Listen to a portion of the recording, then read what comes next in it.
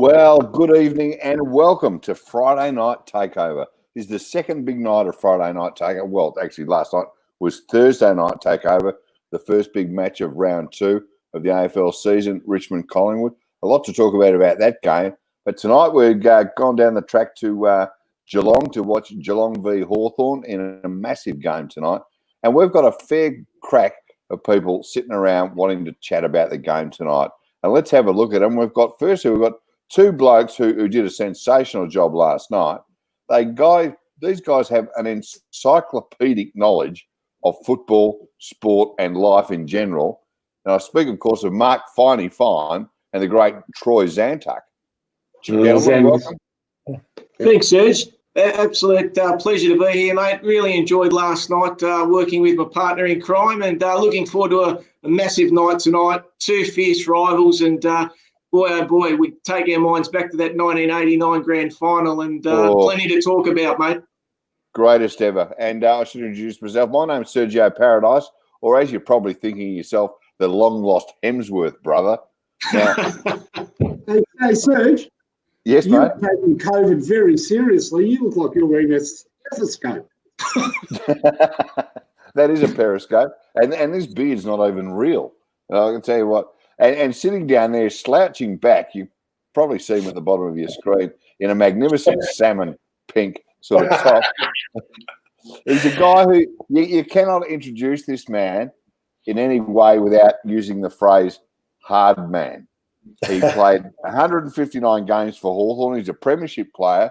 He played another 46 for Gold Coast. We'll get into why he ended up leaving Gold Coast. It's a little further down the track. There's a lot of stuff we want to talk to him about, but he's a legend of the game himself. It's Campbell Brown. G'day, guys. Great to be here. Serge, I reckon you look a little bit more like Mick Malloy. Do you get that often? I'm sort of a cross between Mick Malloy and Grizzly Adams at this point. That's a great call, Campbell. I actually once was mistaken for Mick Malloy at the Portsea pub until the girl just then turned around and goes, "Oh, you're not Mick Malloy.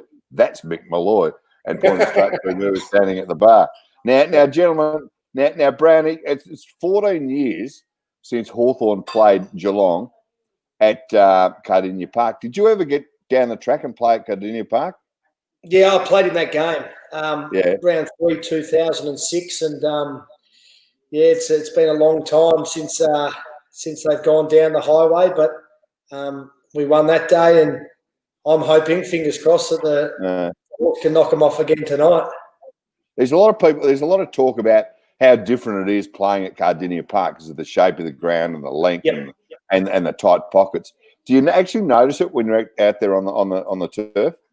Yeah, you do. It's more just the wings. I think that because they're a bit more narrow, you see a lot of players stream out of the half back line, look up, kick it to what would be the wing of the MCG or something, and it goes out of bounds on the full. And the cats know that, so they just play the ground a little bit better. But you just need to adjust, and good sides do that. So it wasn't too big an issue. Exactly. Now, talking to everybody, as I said sort of earlier, that there was a fair bit of talk today about last night's game, the Richmond-Collingwood, about the shorter quarters and this and that. How did you guys feel about the game itself? Oh, I mean, that's a pretty ordinary output, isn't it? 5-6 apiece. I know that Collingwood play a keepings off game and Richmond play a high pressure game, and they're not easy to play against, but I guarantee you both coaches would have felt that their team scored half as much as they would have imagined or would have planned for. So the one thing I think we didn't factor in is how fatigue is really going to play a part in this first round. Campbell, 81 days off, that's like a whole, end of season. Yep. And when you come back to training, you've got more than 3.5 weeks and you get some practice matches. So by the end, Rewalt couldn't kick 35 and they were just stuffed, weren't they? Yeah, absolutely. And the fact that they haven't been able to train with their teammates, naturally, I think you train by yourself, solo, you don't push yourself quite as as hard because you don't have the motivation of keeping up with guys or trying to outdo them on the track. So it becomes a real mental battle. And it's far easier to defend when you're fatigued than it is to attack because that involves running and taking the game on. And I think we saw, in particular in the last quarter, because both sides were so buggered, there wasn't a lot of run and carry and movement, was there? So they were just standing, pushing numbers back, and that was the reason why they couldn't score any goals, and they were just trying to hold on for dear life, I think. Come under some fire in the 16-minute quarter. Yeah, Busey. Yeah. Now we have a look at the back pocket of the century. I know. Howdy, how are you guys? It's now for those wondering who that. I was going to say that blonde bloke down in the bottom corner. He's actually a man who played 282 AFL games for Geelong and the Brisbane Bears. He was an All-Australian representative, and he also won. And this is something you've probably forgotten, and I didn't realise. In 1985, he won the Goal of the Year, which was an absolute cracker of a performance. It's Andrew Busey Buse. Now, Busey, you're back there. You're ready to go.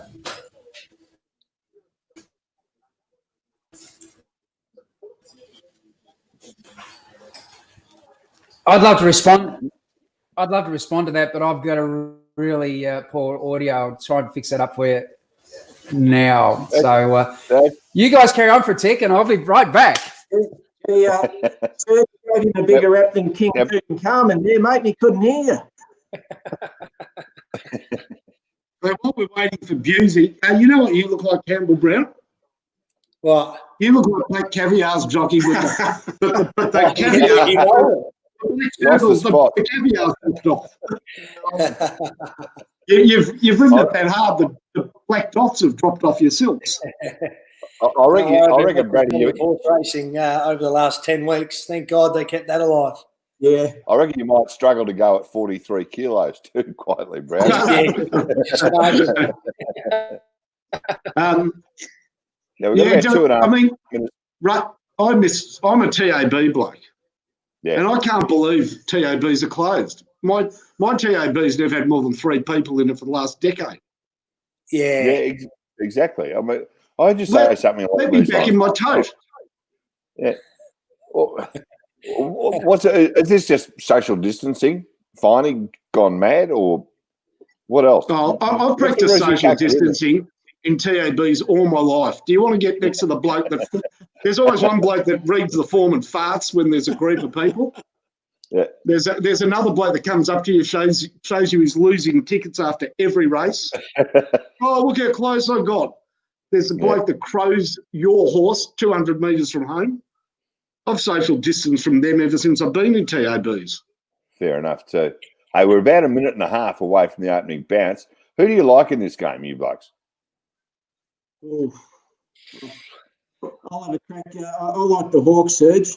I think, I think it's an ageing list with the Cats, and I think the Hawks are, they're right for the pick in the Cats.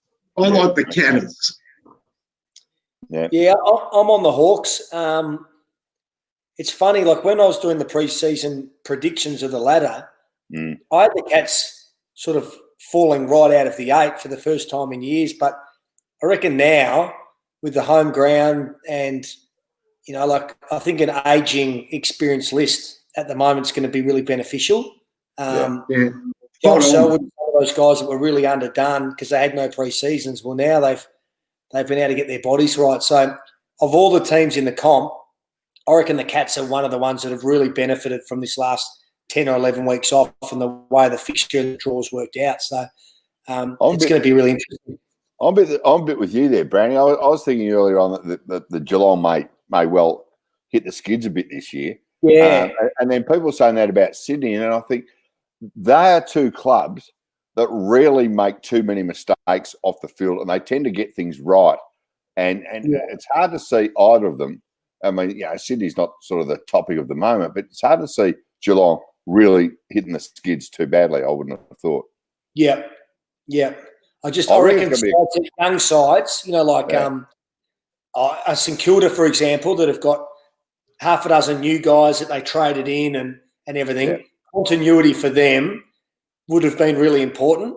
And now they've had that break, and Bradley Hill and none of them have played together. Even Dan Hanbury's only played a couple of games in his couple of years, and all these new guys. So I reckon, just guessing, but I reckon that'd hurt with a new game plan, new structure. They got a new coach, so sides like that it might hurt. But we're about to get underway.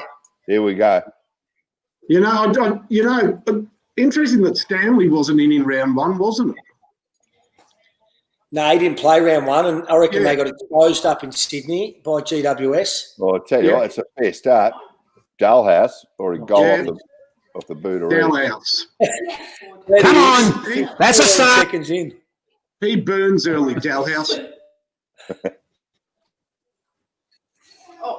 No, that's all right. You can be happy about that. I know. There you go, Busey. You may not be that happy, but I can assure you this little house is always happy. How are you, boys? Yeah, going beautiful. No, that Wi-Fi's fixed up now. All right. Hey, in the background, Busey, is that a trumpet we can see? I think it looks. Oh no, it's a big glass. Mate, bottle. I've got every instrument. There's plenty of good stuff here, I can assure you. Hey, and some ordinary stuff too. They're not instruments; they're bottles. And depending on how the game's going, could depend on what quality we go for. Exactly. Hey, didn't G kick a goal against Hawthorn? All right. Yeah, that famous one. He hasn't kicked heaps in his career.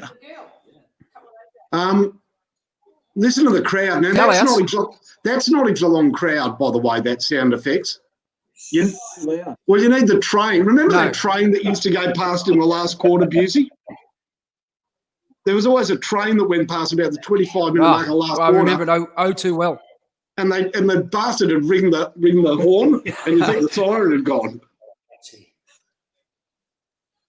I thought they just paid a mark to blitz over there. It went about 4 metres. And what's wrong with that?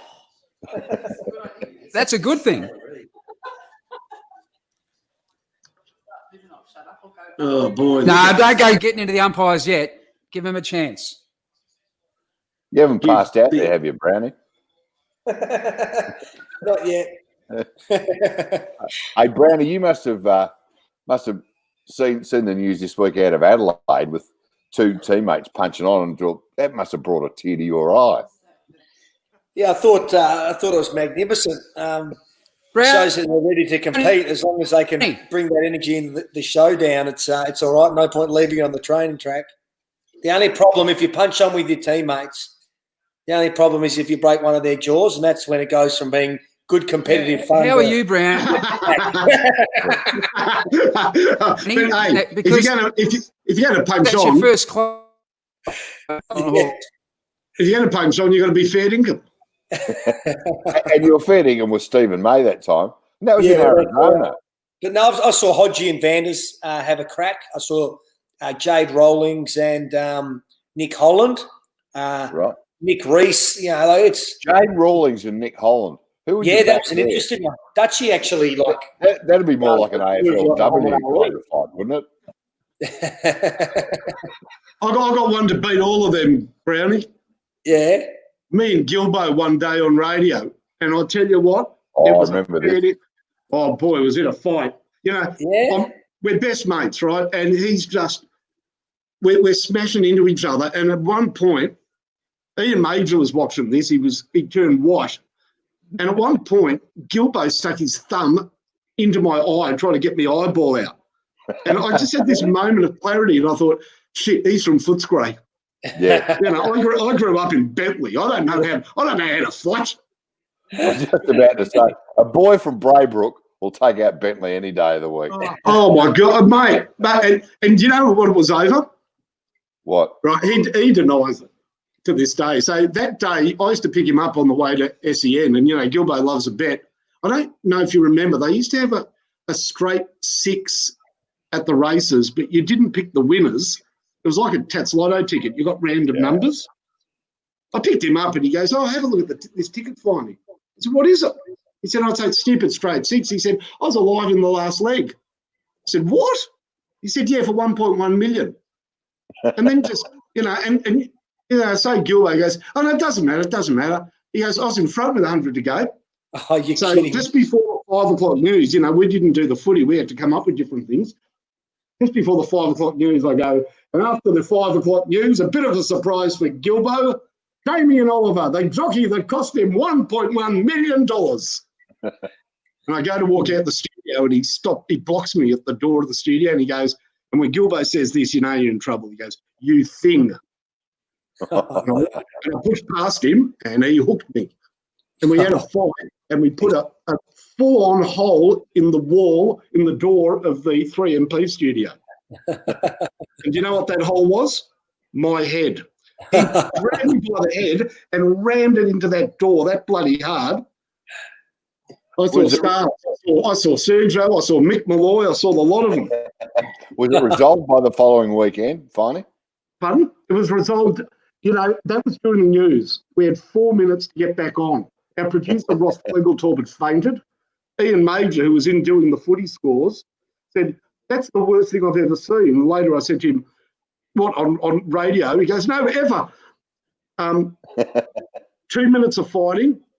Both of us, blood and no T-shirts. We looked at each other, said cigarette, went downstairs, hugged each other and did the last hour like it never happened.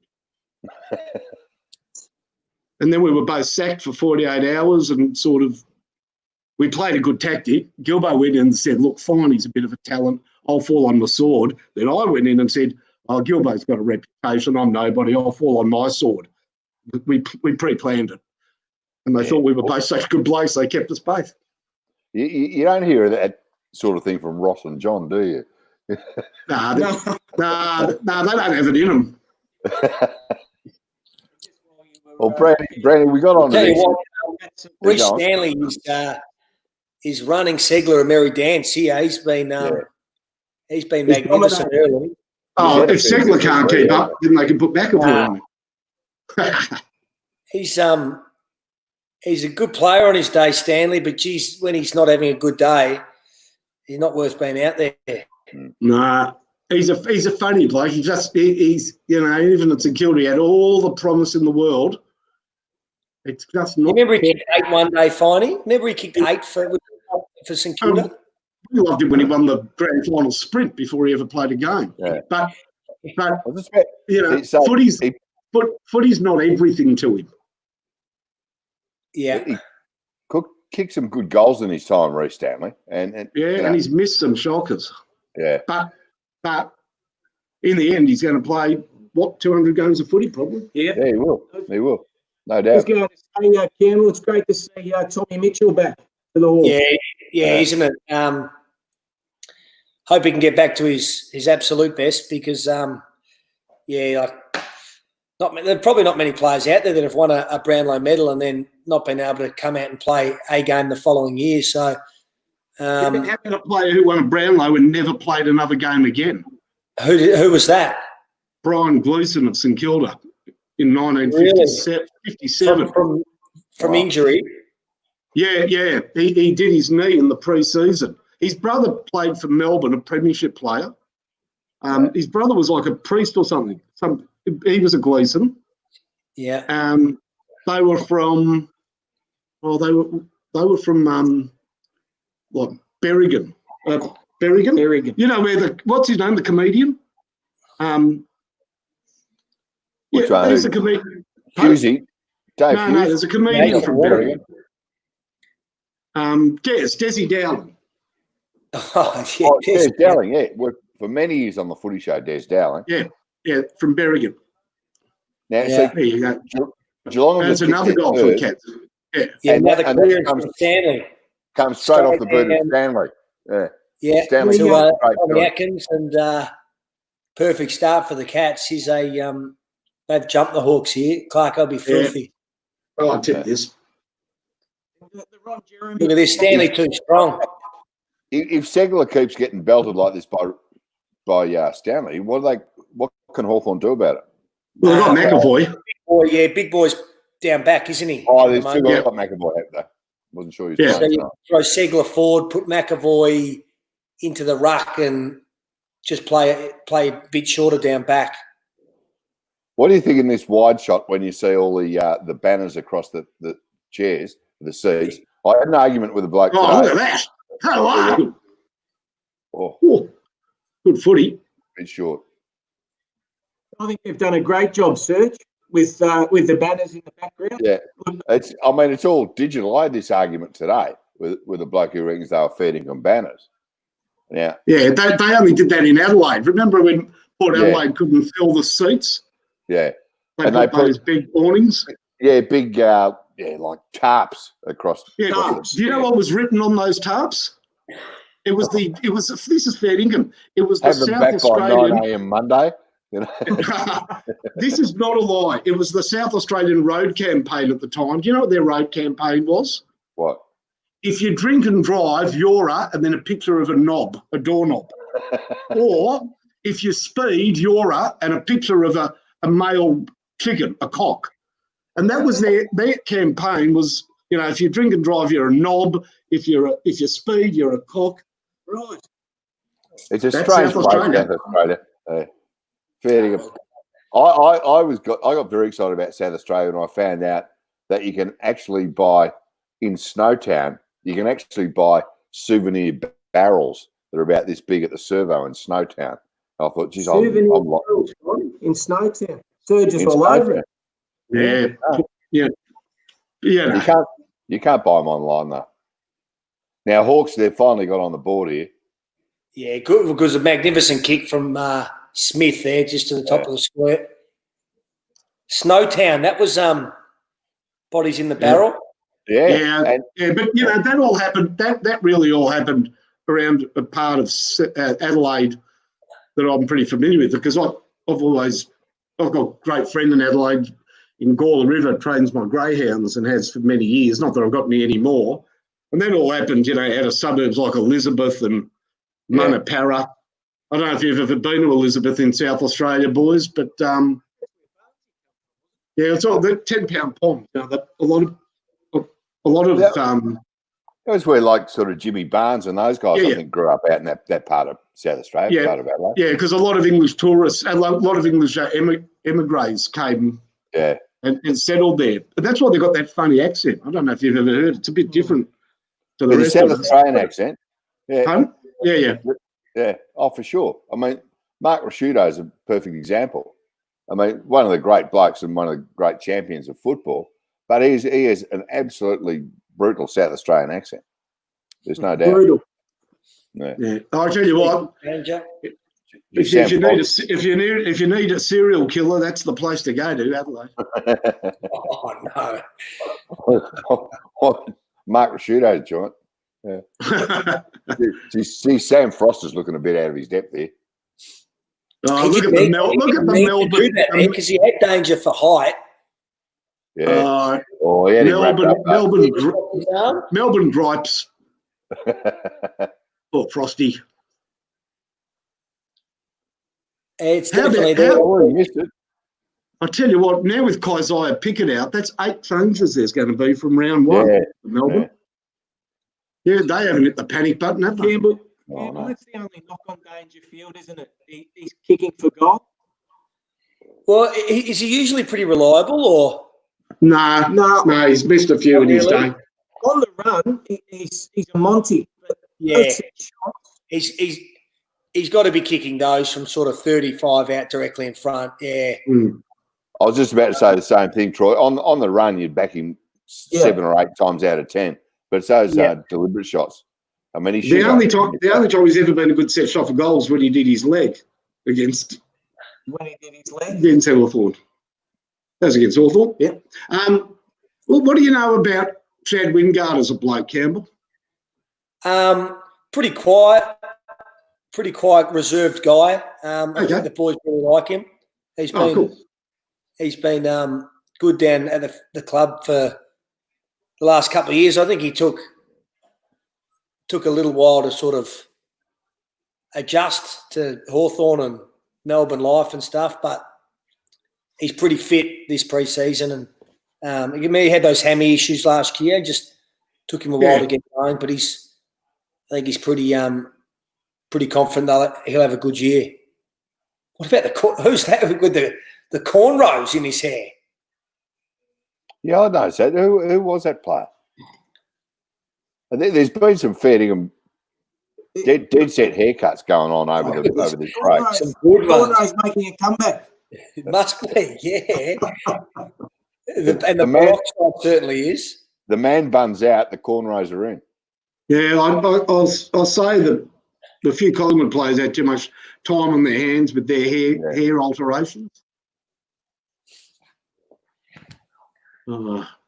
Jack Gunson's got the hooks. Kicked it like Norman. Oh, he's tougher than that Steve Stevens from the 66 grand final. Now, is that a goal to Sean Burgoyne? That was a goal, mate. He thinks it's a behind because he almost got his head kicked off. It was a goal. Stand up and watch the game, you whacker. That was a goal for sure. He flattened the goal. Oh, yeah, he reckons it's a behind. Oh. That's it. He reckons it's a behind. He was unsighted in his defence. That's clear. Yeah. He was obscured by his own fear. Sorry, I've got stuck in. Oh, we're off to the Arc. That did well last night. It was a goal. Now we're off to the Arc. We're waiting. Noah. No, it's a goal. Sausage. It is a goal. Hey. Tell us about Silk Campbell. Tell us about playing with Sean Burgoyne, one of the absolute best, mate. Mate, I rate him as the best big game player that's ever played the game. That's a big statement. Massive. If you go back and you look at all the big moments in games, and in particular finals, down back, up forward in the midfield, doesn't matter where, he's always the guy that has instigated it. He's won the stoppage. He's fed the handball out to someone. He was the guy that tackled Brent Guerra in the goal square for Port Adelaide in the preliminary final. Campbell. He's kicked the big goals against the Cats in prelims, against Sydney Swans. He's got the right to put himself wherever he needs to be, and he just gets on the end of it. He's the man of the moment, isn't he? He's the man, for any situation. But the skill, as his nickname suggests, Silk, just to watch him as an opposition supporter, it's an absolute pleasure the way he handles himself. But tough as nails as well. I'm absolutely dead serious. Let's just put this on record. He'll play 400 games.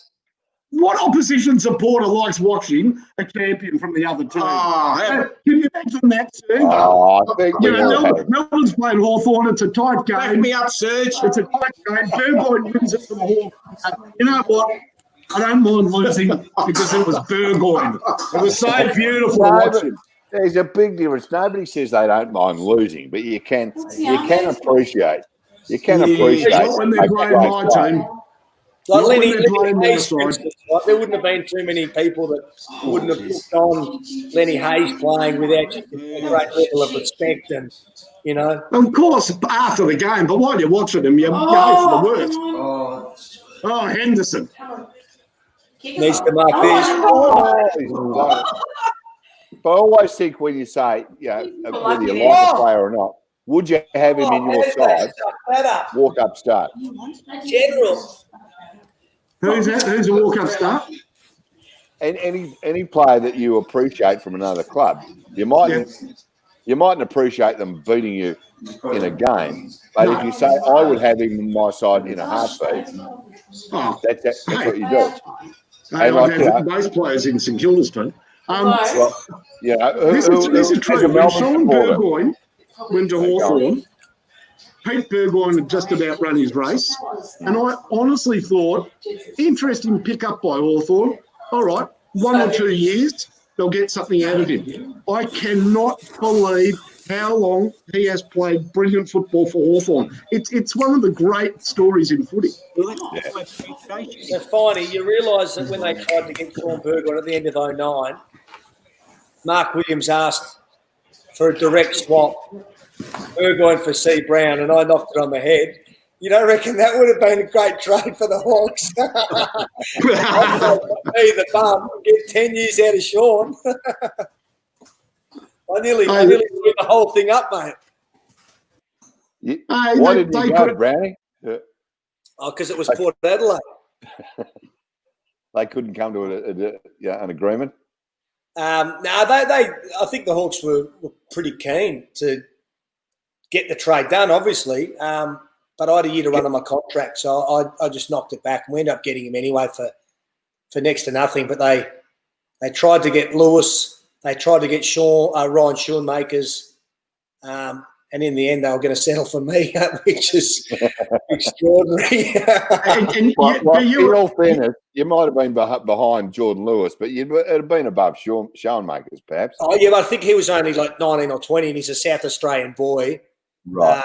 Who was showing potential to be a key position sort of defender. He was going to be the straight knives in that deal. Yeah. And you were hanging out for Gold Coast. You'd heard a whisper, hadn't you? Wouldn't have been after the money at all, mate, would you? Nah, not at all, Busy. Not at all. Not at all. They were offering a fair bit, weren't they? Oh, they were, but shit, I tell you what, had I known it was going to be like that, I might have stayed at the Hawks. You might have gone to Port, you know. Yeah. I'm hearing you. Busey, you were such a champion at Geelong. A lot of people forget that you spent the last year or two up in Brisbane. Tell us about that. What was that like? Well, I went up for 2 years and ended up staying for 5. So it was one of those really good opportunities and something that turned into something that, I mean, it could have gone south quickly too. So I guess the environment was great for me because there was a lot of young kids coming through, which made me feel really enthusiastic and made me feel young again. You know, I was 29 years of age, and by the time I left there, I was 34. So I was able to stay young and involved and committed to a group that did need a little bit of guidance because as crazy as I may well have been, I'd been around the traps a fair while. I had some good coaching and was involved in good clubs that were able to give some good pointers and tips on how to go about things and how to create some success. Do you follow the Cats? Do you get down to many of the Cats games these days? Yeah, well, look, if they're at home, I'll definitely go. If they're playing away, Melbourne, let's just watch Gary kick this first. This is going to be exciting. We'll jump in the air and throw our hands, go crazy in a minute. Hang on. Get there. I think it's a sausage. Yes. And I like the little high five wrist pumps. Bloody hell. I mean, it's great, isn't it? It's fantastic. You got to be very careful about which germs you're going to get, out in the footy field. But I go to as much footy as I possibly can, and I do, I go and support the young fella. My eldest boy plays at Anglesey, so I'm committed and involved down there in a small capacity. But that all got slammed this week, so no local football. So this is how we do it now, TV. Yeah, exactly. And in all seriousness, Busey, it must have been a thrill when young G got the nod to go to Geelong. I mean, not all of us played at the highest level, but to have your son play at your old club must have been a great thrill.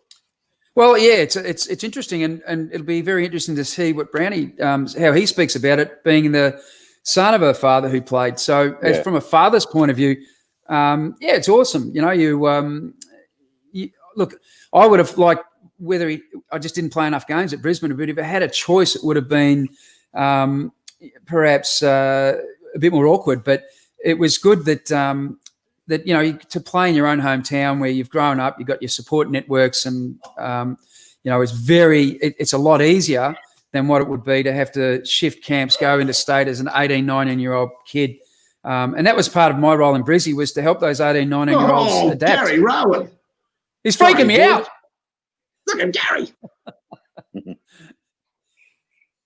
Well, I think that's a free kick. That is a free kick. I'll tell you what, they bagged last night, the media. This has been actually quite a vibrant game. Yeah. Yep. Let's not jump the gun. It was 4 goals to 1 at quarter time last night. No, look, don't worry about the scoreline. It'll pick up, Brownie. This will be a close game. I reckon by the time the weekend's over, there'll be. What's done wrong here? He's come back with a flight. He's spoiled the ball, all ball. How is that a free kick? He's been doing it all. Look, Joel Selwood needs to be protected. Yes. That was a disgraceful umpiring decision. Get in on, mate. Give him nothing. Now, Busey, you're talking about Brownie being the son of, whereas you were the father of in the father-son. But Brownie, you went as a father-son pick for the Pentridge team, didn't you? But honestly, I think the old man did play a game in West Australia against the Pentridge side, and he got rubbed out for belting a murderer or something. He got banned. I think that's a true story. He got banned from it. Sounds about right. I remember seeing, well, I was a kid watching your dad play for Richmond, and one of my best mates was from Perth, and he said you've got to watch this Mel Brown bloke when he comes over here. Or it was the VFL in those days. They won't know what has hit him, and geez, what a character he was, and probably still is, no doubt. So he got stitched up, your dad. That is one of the untold shames of the then VFL. A bloke comes over with a reputation, and in those days, the umpires tended to be guys like Smith and Della and Robinson. They were, they took centre stage. He got 4 weeks for throwing the ball. Hurling the ball. Yeah, I remember. You don't get 4 weeks for hurling the ball back. There's probably all the other stuff, Finey. The poor bloody umpire ended up on Punt Road and hit him in the chest that hard. He had a target on his back. Just ask Trevor Keogh. He probably did have a target on his back, but he would be the first to admit it was the majority of it was always his own fault. No, Trevor, he got warned once, Trevor. He asked Trevor Keogh's dentist. He flicked it off once. You know what? Don't know, Malcolm Brown single-handedly ended the concept of the premiers from each state playing each other after the grand finals by obliterating Carlton and making Trevor Keogh have milkshake dinners for the next 16 months. Why doesn't it surprise me?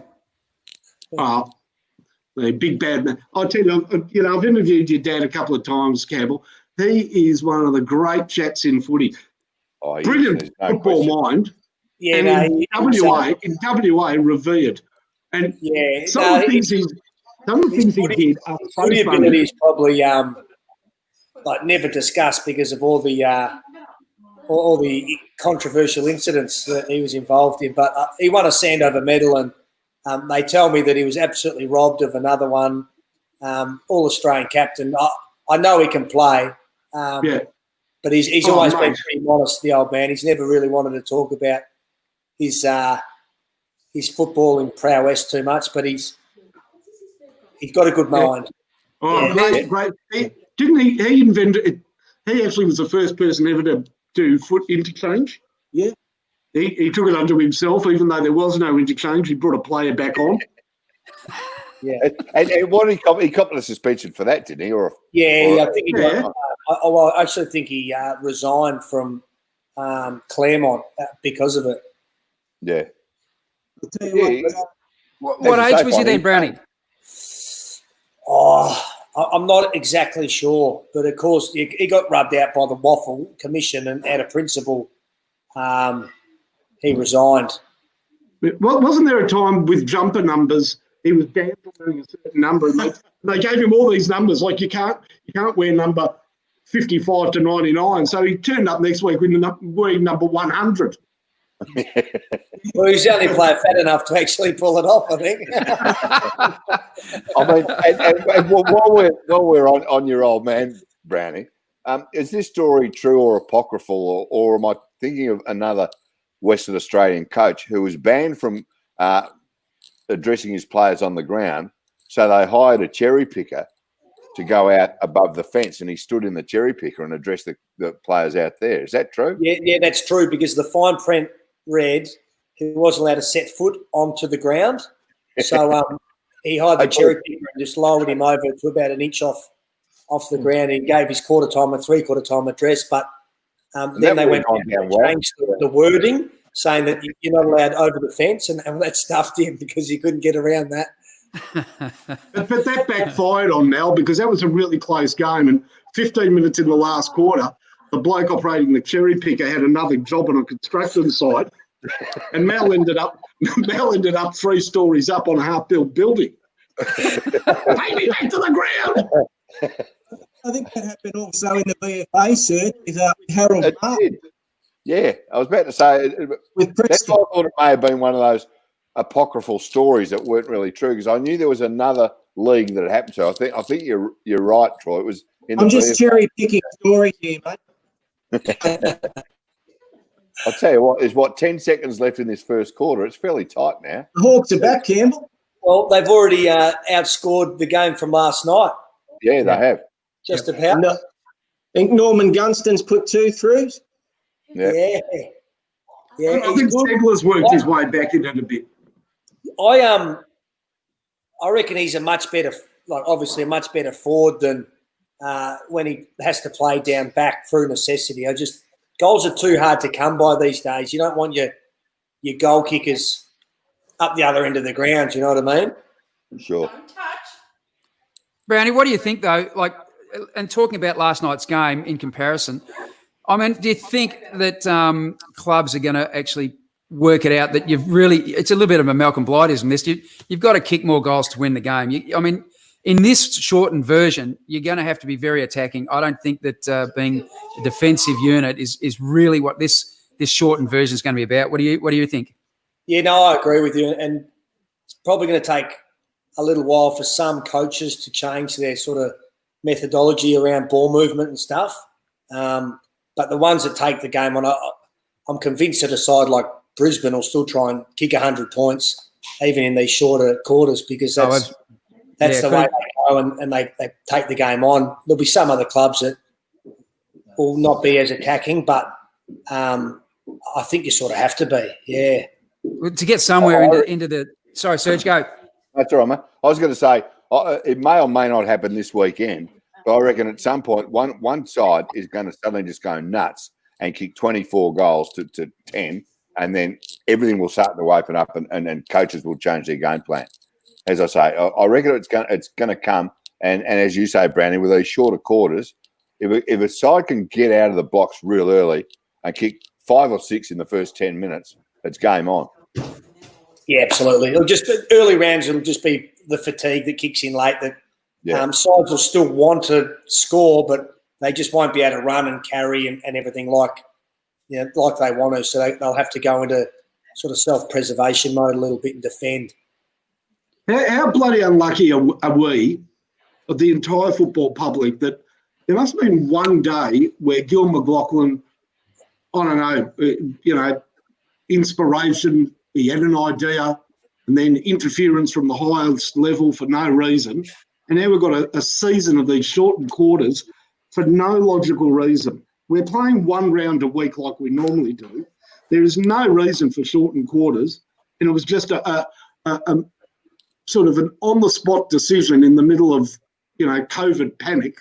And now we're stuck with this crap 16.5-minute quarters plus time on, which is just not footy. I agree. But what was the justification for it in the first place? I was trying to think. Because they thought they might have to play 3 games in 2 weeks. Oh, that's right, yeah. Or maybe, yeah. Maybe. Like that was really written in stone, wasn't it? And as far as Channel 7 there was that bit of concern, they don't want less time. The extra few minutes be another goal kick, and as far as Channel 7 is concerned, that's another ad break, Yeah, I guess there was that concern that they were going to have to condense a lot of games into that week. But as you're saying, boys, it looks as though it's going to be a week or a game a week per club. Mate, there could be a little logjam towards the end, but gee whiz, even if you're playing a full-length game, and I think if I harken back to the old dark ages when we played a state game in the middle of the week, you were able to saddle up on Saturday. And generally speaking, and I'll speak for first-hand experience. When you played in the state game, you went back, played for your club, you generally played in amongst the top 5 players in that next week as well. And it just seemed to be the way it went.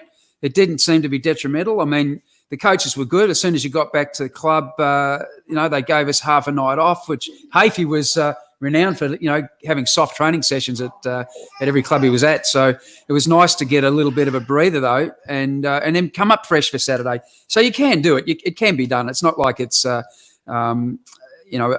game is advanced, but there's room for it, and the lists are still big enough to be able to mix it up a little bit. I reckon that it'll give players a chance that maybe wouldn't have played a game, Brownie. Some of those rookie kids, some of those last on the list, they'll actually get some games this season. Yeah, I hope so. But, I mean, the only problem for them is that they won't be able to get VFL games in or knock on the door. They're just going to have to wait on injuries or guys getting rested. But even they might have to rotate them, though, just to give them that share of load. A little bit throughout the course of the year. Yeah. I know as a young bloke, all you want to do is play week to week, Busey, don't you? You just want to sort of, whether it's VFL or not, in the reserves, so they'll be getting flogged on the training track, the game simulation and all that, which is the worst. Yeah. No, I tell you what, that was one thing about going up north, and you'll know this as well.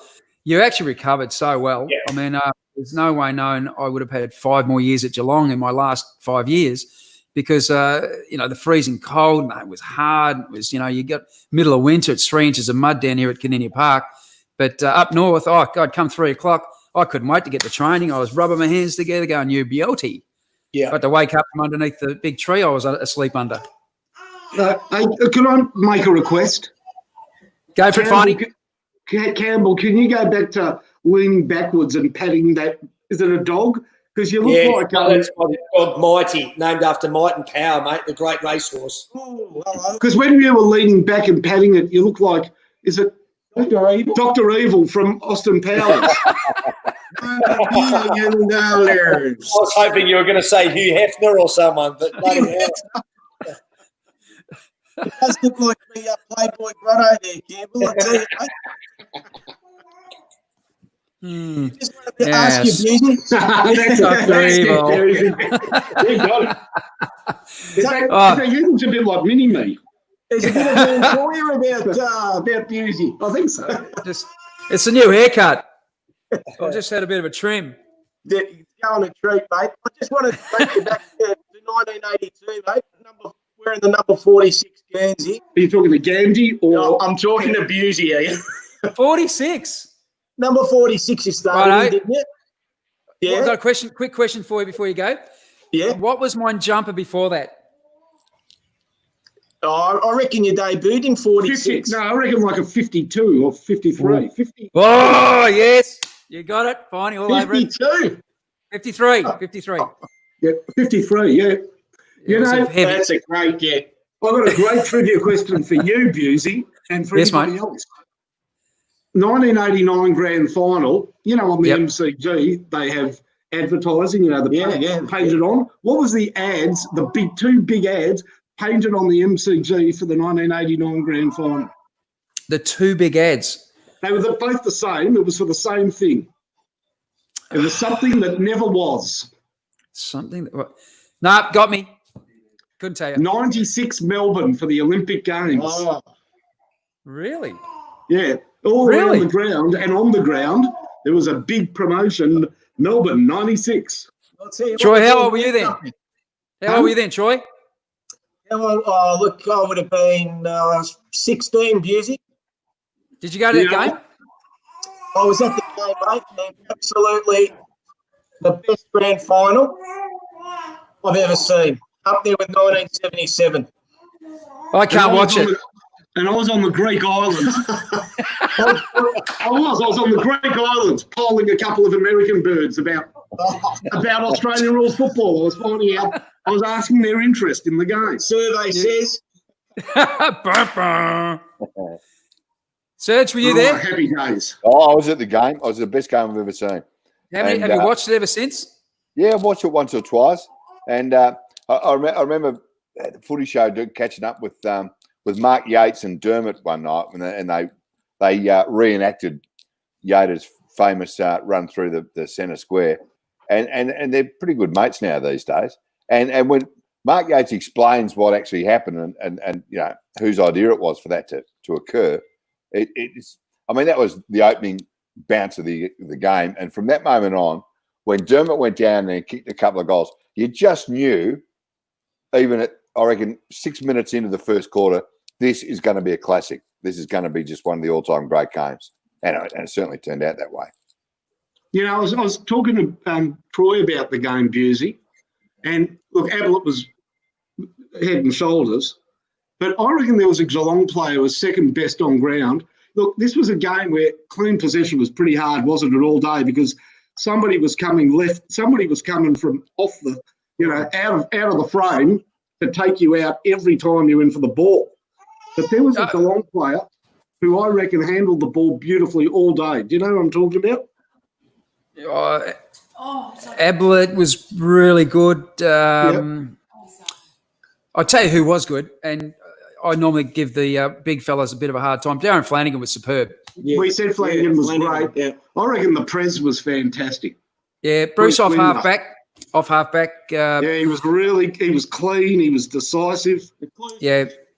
Don't mention the fact that Bucky kicked 4 on him, though. Bucky was – how about that mark Bucky took over the boundary line? Oh, and they didn't pay it. Yeah, I mean, what a game. Dean Anderson kicked 4. How unlucky was Geelong? Well, Dean kicked 4, and I'm trying to think. The Freak, I think he kicked 3. But then we had a kid in our side too, Shane Hamilton. He got snuck under the radar with 4 goals. Cameron played all right. Yep. Hey, the ball was travelling the mole that day. Billy kicked one from 60. Oh, he did. One from 55. Your goal was huge. I think I missed one. Which was a bit more critical. Towards the end. Yeah. Yeah, you put it in the hot spot. Yeah. Hey, you put it where Ablett was. Nothing wrong with that. My theory was just throw it in the air and let him do the work. Yeah. Bloody hell. No, he was good. He was the great man was on fire that day. I mean, he'd had a great final series. And in fact, he touched base recently. He still has an issue with a goal that was not awarded to him in I think it was the game 2 weeks before against Essendon. There was a goal that he kicked that I actually just toe tapped over the line thinking it was already a result. And he actually touched base with me. He touched base with me and he said, "What do you reckon? Can we get this overturned?" I said, well, go your hardest. I'll back you up on it. But the records must show 1,000. What is it, 1,024? Yeah, he's still filthy on you, Busey. He is. Did he ever kick goal of the year? Gazza? I don't think so. I think he took about 6 marks of the year, so it makes up for it. You got goal of the year. You know the beauty of your goal of the year, Busey? If you confuse yourself, how are your opponents ever going to know what you're doing? I got to say this. I actually bought the boys a barrel of beer. Darren Flanagan went. Darren Morgan went. And the 5 Bulldogs players that I got round all come along as well. So, it was a good event, that. What did you actually win for the goal of the year? Well, back then, Gary Ablett won a car for Mark of the Year, and I took $5,000 away, of which I obviously had spent $1,000 on the gas for the boys and looked after them. And so paid tax on the $5,000, gave away, didn't make anything on it, no. Also, like when Mick McGuan, his famous 7 bounce goal of the year. Great goal. He won $500 worth of petrol and he lost his license. I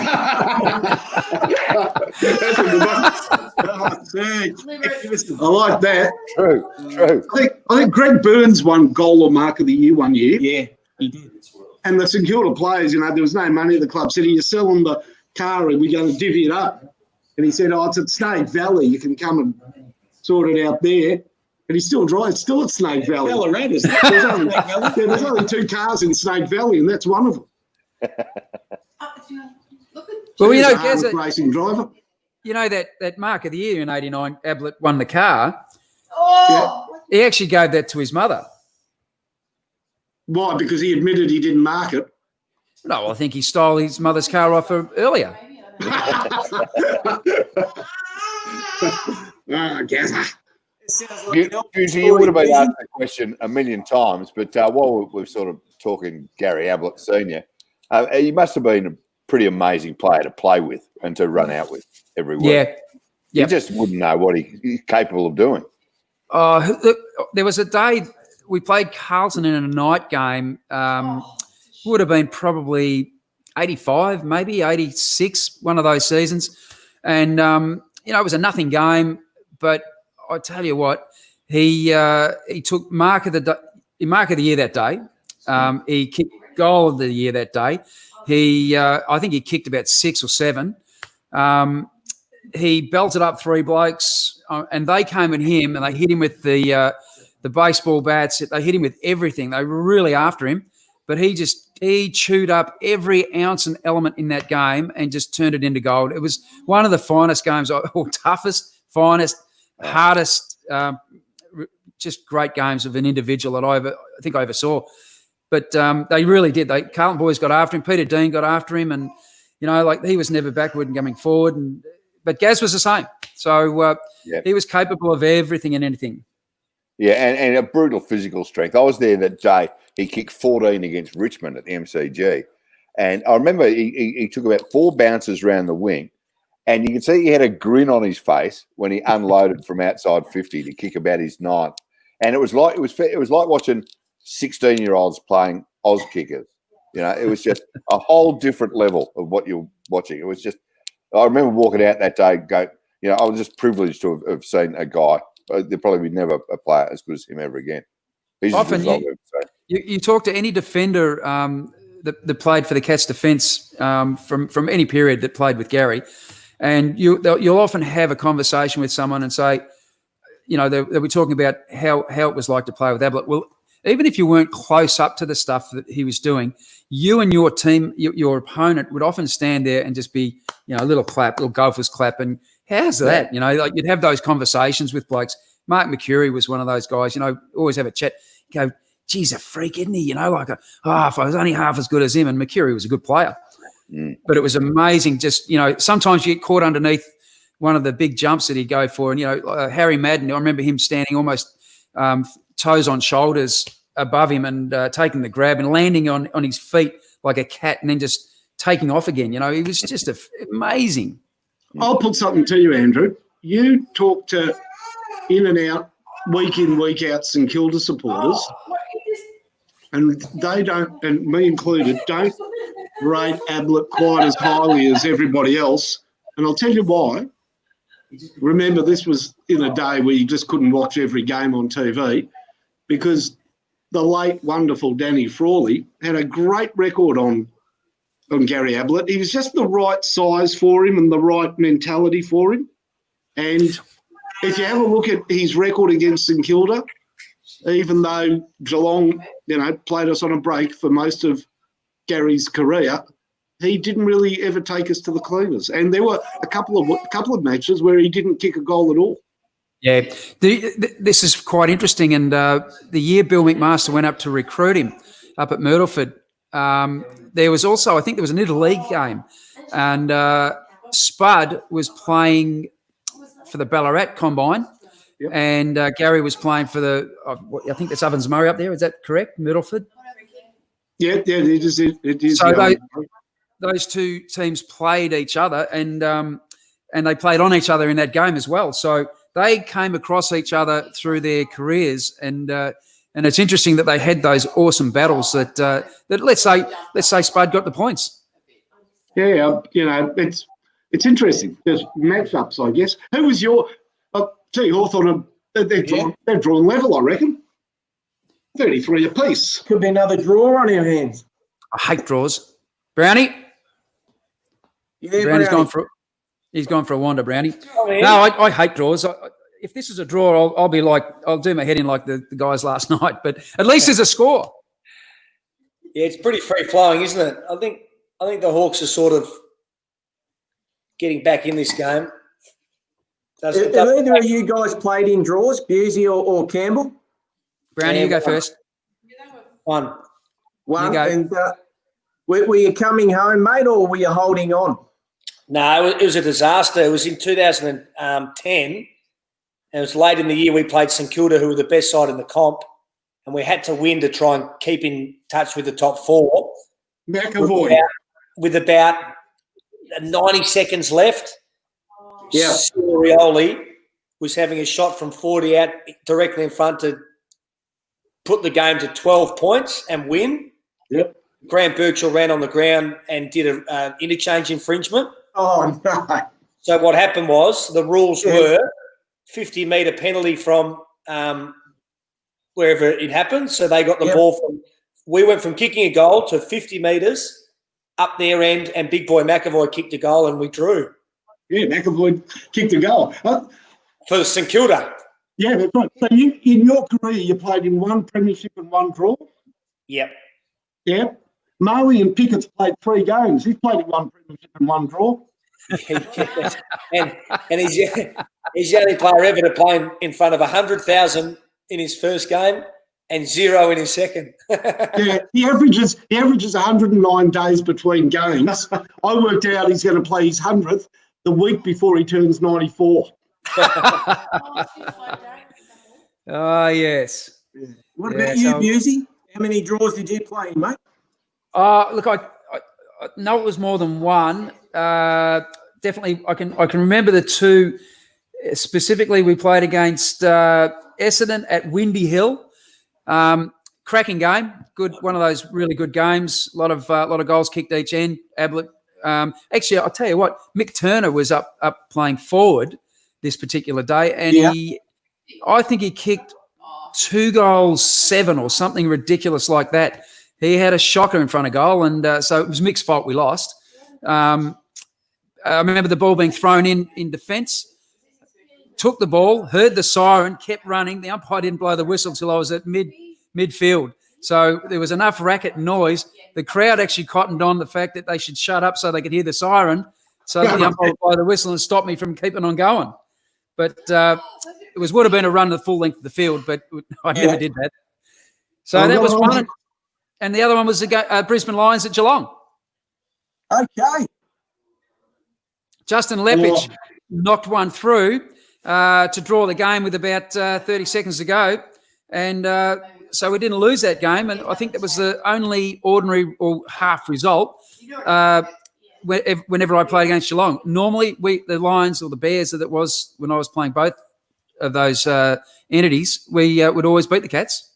There was a terrible piece of umpiring then. Did you see that? Wingard had a shot at goal. It was a point. And he got pushed fair square in the back after he kicked it. Now, because it went through for a point, he would have had to take a kick from 40 metres out again. But that's little league stuff, like 2 hands in the back. Yeah. Seriously. Those poor umpires, mate, they haven't had a pre-season. Oh, that poor umpires, they've never had it so good. No one's booing them off the ground. They normally cop an earful. No pressure, ball in the middle. And Big Reese. Now, Big Reese has had a young daughter he's had added to the clan, he has. Well, she's well bred to be a bit of a stunner because he's a good-looking rooster, and I think his missus is a model. Oh, yep, lovely, good sort. Big boy, he's just got a big cut over his left eye there. Big Herman Munster. No, but you know, from when he started playing football, he cuts really easy. So he does the precautionary bandage. He bandages up before he gets lacerated because he's got such crepey skin. Was he a haemophiliac? No, but he's got crepey grandmother skin. You see that free kick, Finey? Yeah. Apparently you're not allowed to shep it anymore now, as well as front on contact to spoil. Oh, he's hit him in the head, mate. Come on. I'm glad that I'm not playing these days, Busey. What are you looking at, mate? Look at that. Didn't even touch him. Smashed him, mate. Hey, it's not the first time that on that side of the ground at Cardinia Park, the crowd's got a free kick. He's hurt Gary. You can't touch Gary. Oh, you can't do that to Gary. No, you'll have to give it to Gary. That's, Gary got winded, so he gets the ball. Yeah, that's what they do in the his crowd. week. They are you laugh serious? hard. God, Campbell, you never would have retained a mark if that was paid in your day. Hang on a second. So he marks that. The Hawthorn player grabs it. Look at this. Watch You him did here. this every- Oh. That's Campbell Brown. embarrassing. That's actually called a Campbell Brown. You should be ashamed of yourself if you do that on a footy field. He should have got reported, mate. Oh, Brian Myers. It's going to cost them a goal too. Oh, gee, Myers. I think it's reopened, Myers. Don't you love seeing that? The bloke just stand underneath it. Yeah. They don't run any of these days. You can do it all day. Look at that back line, 42, 44, 46. You don't see that very often in the ones. Like the Lotto numbers. No, it isn't. They're too high. I might write those down. I'll get onto that. What was it? 42 what? 42, 44, and I'll tell you what, if 46 comes up, Busey, I'm going some. whatever you win, I'll double. All right, we're in. Good. Oh, wow. And 41. Gee. Oh, shit. 41 as well. Got it. Mark down, mate. Serious. It's a scoring ground to a hole, doesn't it, after we wrapped it up after the first quarter? It's gone to the pack, mate. How many touches has Radigalia had? He only just came back on. So whatever he has had, there we go. As soon as you talk about him, he's the It's a waitress. drinking game. Every time he drops it, you've got to have a drink. I'm already pissed. Did you see that, Brownie? From that's a trip. Yeah, Way to service, mate. I must admit, all the 50-50 calls are going the Cat's way here. That's another drink. Now, Radigalia, I'm thirsty. that's harsh. Gary! He's got worse. There he is. There he goes! Boom! Oh, good on you, Gary. Radagalia's got worse hands than the robot on Lost in Space. Oh, that's brilliant from Gaz. He's like IDAC, yeah. Did you ever line up on Gaz Campbell in your travels? He played with him. I played on him in my under-18 carnival. I reckon the reason I got drafted was because I did a good job on him. Really? Metro was big country, but no, I never really played on him. I used to pick up Chappie, Varco, some of those guys. Stevie J, when he famously kick goals, mate. That's what you did. when he famously yelled out cash or credit to me. That's the Stevie J. Yeah, I remember hearing about that. Yeah. Gaz is the best player I've ever played with. I reckon his first 3.5 years at the Gold Coast before he hurt his shoulder were just unbelievably good. He was electric. That cash on credit story, that It's a beauty. I hate Steve Johnson for that. Surely you know Campbell Brown is cash all the way. Yeah. You know, 100 players cash or credit, not Campbell Vegas Brown. Hey, speaking of which, just to jump back in here, gentlemen, if we're talking Campbell Brown cash or credit, Brownie, can you take us through that night? I think it was after a Bucks turn when you were in a 7-Eleven in Glenfrey Road, Hawthorn, and your king hit an ATM because you couldn't remember your own PIN number. That was after Hodges 21st. Hodges 21st, okay. I was walking up Glenfrey Road and I was very thirsty on my way home. And I really wanted an orange Powerade. Luke. So I went into the 7-Eleven and I staggered in there. I'd had a little bit too much to drink. And I went up to the ATM and there was a sign on the ATM, but I didn't read it. I just sort of removed it. And I put my credit card in. I was trying to take money out to buy my Powerade. And it wouldn't work. So I was getting, more and more frustrated. Eventually the shop owner told me to get out. And as I left, I sort of slammed the door behind me. And that was as far as I knew. Staggered off into the night. I'd got about 50 metres from home and a divvy van pulled up and sort of I matched the description of someone that had just left the 7-Eleven, put me in the back of the van. And as I'd slammed the door behind me, a little crack had just happened in the window. So they got me for criminal damage. And I went to the Kew police station and I knew I was allowed one call. So I called my attorney, Bernie Barmer, and he said, "Oh, mate, don't say anything until I get down there." And he comes down to the police station at like 5:30 in the morning. And he said, "Oh, look, what happened?" I said, "Oh, man, this is what happened." Bit vague in a few areas. He goes, "Well, you know, it's in your right when the police ask you a question to just simply say no comment." And so we go into the interview room, and the senior constable sort of hits the buttons of the 3 recording devices, one for them, one for me, and they say, "Is your name Campbell McGregor Brown, born on the 28th of August 1983?" And I say, "No comment." And he elbows me and goes, "Oh, no, you can comment on your name and your birthday, right?" We all lost it. We lost it. And to this day, your credit card is still in that ATM, I believe. Well, Jason Dunstall went down and got the vision of it. And he reckons he watched the vision absolutely pissing himself because the sign that I threw off the ATM said out of order. And also the story goes, you were sticking your Medicare card in it. When the coppers made me empty all my pockets, when I got to the police station, I did actually find $5 in my back pocket, so I could have bought Ain't that the kicker? comedy of errors, Serge. Oh, that's terrible. Yeah, but I got clear. Anyway. Obviously got off everything because I was not guilty. Just been watching a bit of the game there, boys. The lead just changed again. Hawks got in front. Now the Cats have just leapt a 5-point lead. This is I'm enjoying this bit. Good little part of the game. Yeah, little Lukey just snuck it. I coached Lukey as under 14. Oh, really?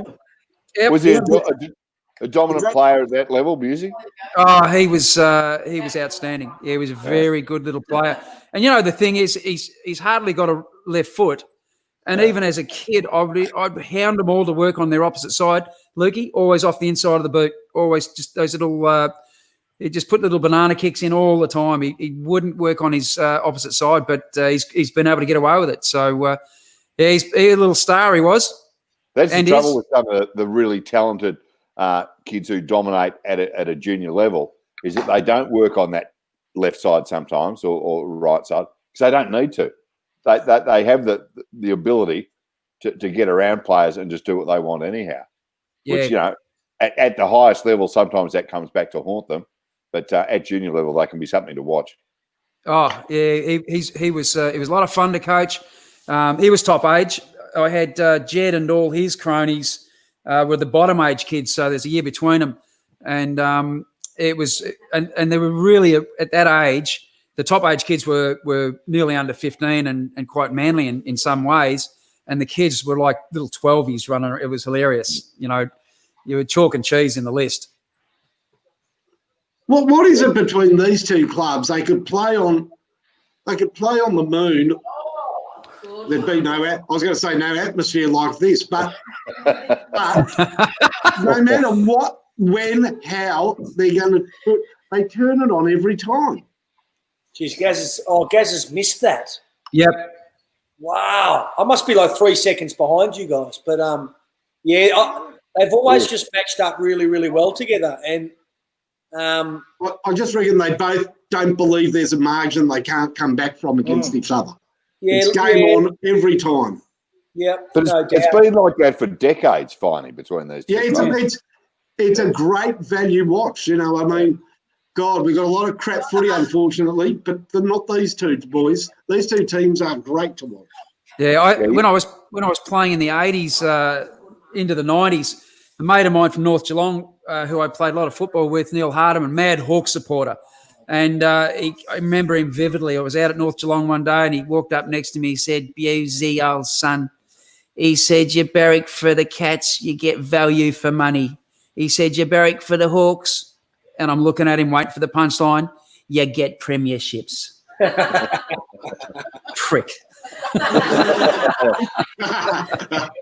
Hard to argue with that. I had nothing. Oh, there's another drink. I'll take it. Where'd it go? The bloody drink waiter's taken it. Asara. He's a target, but he's not a great grab, I don't reckon. Still, he's found his man. They're gonna. Oh, 9 seconds. He's unfashionable, Henry. But see, they're looking good here, Geelong, but it should normally be another 3 or 4 minutes to go in this quarter. Well, that's the thing, wouldn't it? And this is and They're on the move. They could kick another couple. It's a telling it's a test of endurance, and it could be really the match decided in these close games, couldn't it? Yeah, absolutely. That last part of the quarter, I mean, if we looked at last year as probably a great example, when players get tired in that quarter, the last 8 to 10 minutes, 20 to 30 minute mark of a game, that's where you saw the heavy scoring. And so we're missing that right now. But at the same time, I still think it's been an enjoyable game to watch. It's been a really good game. Yeah, and been good fun on this little what we're doing too. So able to watch the game, have a chat. It's like sitting in a bar down at Billy's joint. I won't give it a plug. I've got to go for a slash. Do I take the monitor with me? I'm going to go and get some wood to put on the fire, lads, so I'll be back shortly. Well, Serge, you and I will sit and talk about the game. Finally, just don't take the microphone with you. If you're going for That's happened before, hasn't it? That's an odd time. No, it's a private matter. He's gone. He's off. He's taking the break. We're all taking a break. Where do you see the game going after this? Because it's been pretty tight. Oh, look, I think that I think we're going to probably see, because they haven't had a lot of preparation together, they've missed a lot of that. Look, I don't care what they say. I think you've got to play at least 6 games before you actually build match fitness. You can be running fit, you can be gym fit, you can be, your touch and your skills might be exquisite. But when you start putting game pressure down and you've really, that's when the only thing that builds all that is playing games. And even in today's footy, I think these guys, when we see a month and a half of footy gone by, we'll see some absolute crackerjack games. We'll see a lot more consistency and those later parts of games, those fitter clubs and those better equipped, that's when we'll see the heavy goal scoring. So it's right now, early doors. This is like practice games, and that's what we're going to have to put up with just for a short period. Yeah. And as you say, the match fitness, sorry, Troy. I was going to say the match fitness of having to ride bumps and cop that and running in and bodies crashing into each other is a hell of a lot different to as you say, running and skills and doing drills and all that sort of stuff.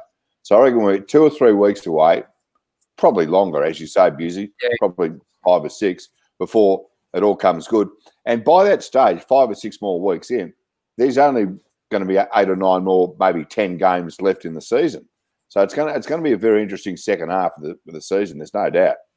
Yeah, we'll definitely see the cream rise to the top at that period. There's absolutely no doubt about that. It's interesting you mentioned, all that the stuff that teams will do, all the cross training, all those bits and pieces. The great Craig Lambert one day said to the conditioning coach at Brisbane. Now he was a triathlete, guy by the name of Craig Maskell. Really good guy, great fun to be around, but he would undervalue the athleticism that it takes to play AFL, VFL football back in the day. He would go, you blokes are just never fit enough. And Craig Lambert said, "Hey Maskell, how would you like it if I hid behind a tree every 50 metres, ran out at you, knocked you over, and tackle you to the ground? How would you like that? Let's see you recover. Let's see you get up and go again." Yeah. He said, "It's a totally different. It's a totally different fitness." Yeah, it's a fair question to a triathlete. I mean, how is he going to cope with that? You just hold him under the water for a little bit. I'm really interested to hear your point of view, Busey, and that's a great take from Craig Lambert. I was just interested to get your take, mate, on when you started in the early 80s and you look at the game now. Is the individualism coached out of the players these days? Great question, because having still got a toe in the water in coaching at local level, and it's been really interesting because there are certain formulas and formats we try and emulate at our level that the big guys are doing. We get a lot of communication, a lot of conversation. I pick stuff up off the guys when I have a chat with Nigel. We might have a chat with Scotty. The bits and pieces that you try and emulate or put into play. And in some of the training sessions you might be privileged enough to go and have a look at. Yeah. You then go and try and put those things into play. Look, and what they are, and I think this is where we were trying to get to in the 80s, 90s, was having systems to fall back on without taking away people's flair and their natural ability. Give them foundation, starting positions, foundation patterns to run. Now, if things are going well and you're not doing those simulated actions, then whatever it is that you're doing is working. So you tend to only go back and play by the rule book when things are going poorly or ordinarily, because when your quality players have got that match nous, they've got those smarts, they've got those abilities to read and look at setups and go and make things up on the run. Whereas your bottom 6 or 8 need those key components and rules to stick by and play by. Structure. You need your Steve Hocking, who's just going to come through and punch it forward. You needed your Mickey Schultz, the same thing. It was just go up and punch it forward. If you gave Mick the ball and said run around 3 players, because that's part of our game plan, he'd fall apart. Same today, same types of scenarios. So as much as we probably, I think media-wise and supporter-wise, we all go, set play. That's what they've been working on. Yeah, sure. But how do you do that with Dusty Martin? Yeah, well, that's where I'm going with the question, Busey. You look at guys like Dusty Martin, Lance Franklin. They've got their own playbook. Yeah. And obviously, there's team structures to follow, but that's why people come through the turnstiles to see guys like that. Yeah, exactly. Struck their stuff. And the thing is, and you've got to also take things into account, like, when Geelong might push Harry Taylor forward. That's all made up. You've got to look Brownie. When Brownie played in defence and then they threw him forward, Brownie had his own rule book. Yeah. No doubt about that. They wouldn't have been giving him a game plan to follow. It would have been, Brownie, go forward, see if you can sneak us a few goals. The basic patterns, but whatever else you do is a bonus and you get goals, Brownie, wouldn't you? Yeah, my main concern was just keeping out of the way of Buddy and Ruffy. Picking up the crumbs, mate. You keep picking up the crumbs. Now, Brownie, did you just see Troy's just got your orange Powerade, I think. I just popped down, mate, to the 7-Eleven. Yeah. And he got it without breaking a door. The size of it. Hey, Brownie, can I ask you something? Yeah. Somebody told me the other week, and I had to do a bit of homework on this, that you, forgetting that your footy career, in recent times, you have captained Australia in another sport, correct? Yes, I was. Yeah. I still currently am the Australian Kabaddi captain. Oh, yes. Yes. And can you explain this to me? Because I went onto YouTube and I watched a bit of Kabaddi, never having heard of it. And it took me about 4 minutes to realise there was no ball involved. I just it's not British Bulldog. It would be a ball sport. But yeah, British Bulldog. So like a tennis court, halfway marker, 7 aside, and one person who's called the raider has got to go across to the other side and try and touch them, by foot, by hand, anything, and get back across the other side without them just maiming you. How did you get into that? How did that happen? You suddenly becoming not only a Kabaddi player, but the captain of Australia. Well, I'll tell you. Didn't they look at your record? Like everyone knows that, like, I don't really work properly. Like, I don't have like a 9-to-5 job, and I don't really do much in like. So I'm always available to do whatever. Yeah. I got a call from a guy called Bruce Hader, who's a player manager. He used to manage Bogut and Della Vedova and those guys. Yeah. And he was putting together an Australian Kabaddi side to go over to India, Ahmedabad, and represent the country in the Kabaddi World Cup, right? So he'd got in contact with a mate of mine called Luke Tunnicliffe, who works at Triple M, and Tunners goes, I've got just the bloke for you. And so he rang me. And this was like grand final week a couple of years ago. And he rang and said, oh, Campbell, you don't know me, my name's Bruce Cater, blah, blah, blah. How would you like to come to India and represent your country in Kabaddi? And I said, well, what the hell's Kabaddi? And when do we leave? And he said, oh, we leave in like 10 days. And I was like, oh, you mean I'm going to miss the Caulfield Guineas and the Caulfield Cup? No, thanks, right? So he rings me back 2 days later and says, how would you like to be the captain of the Australian Kabaddi team?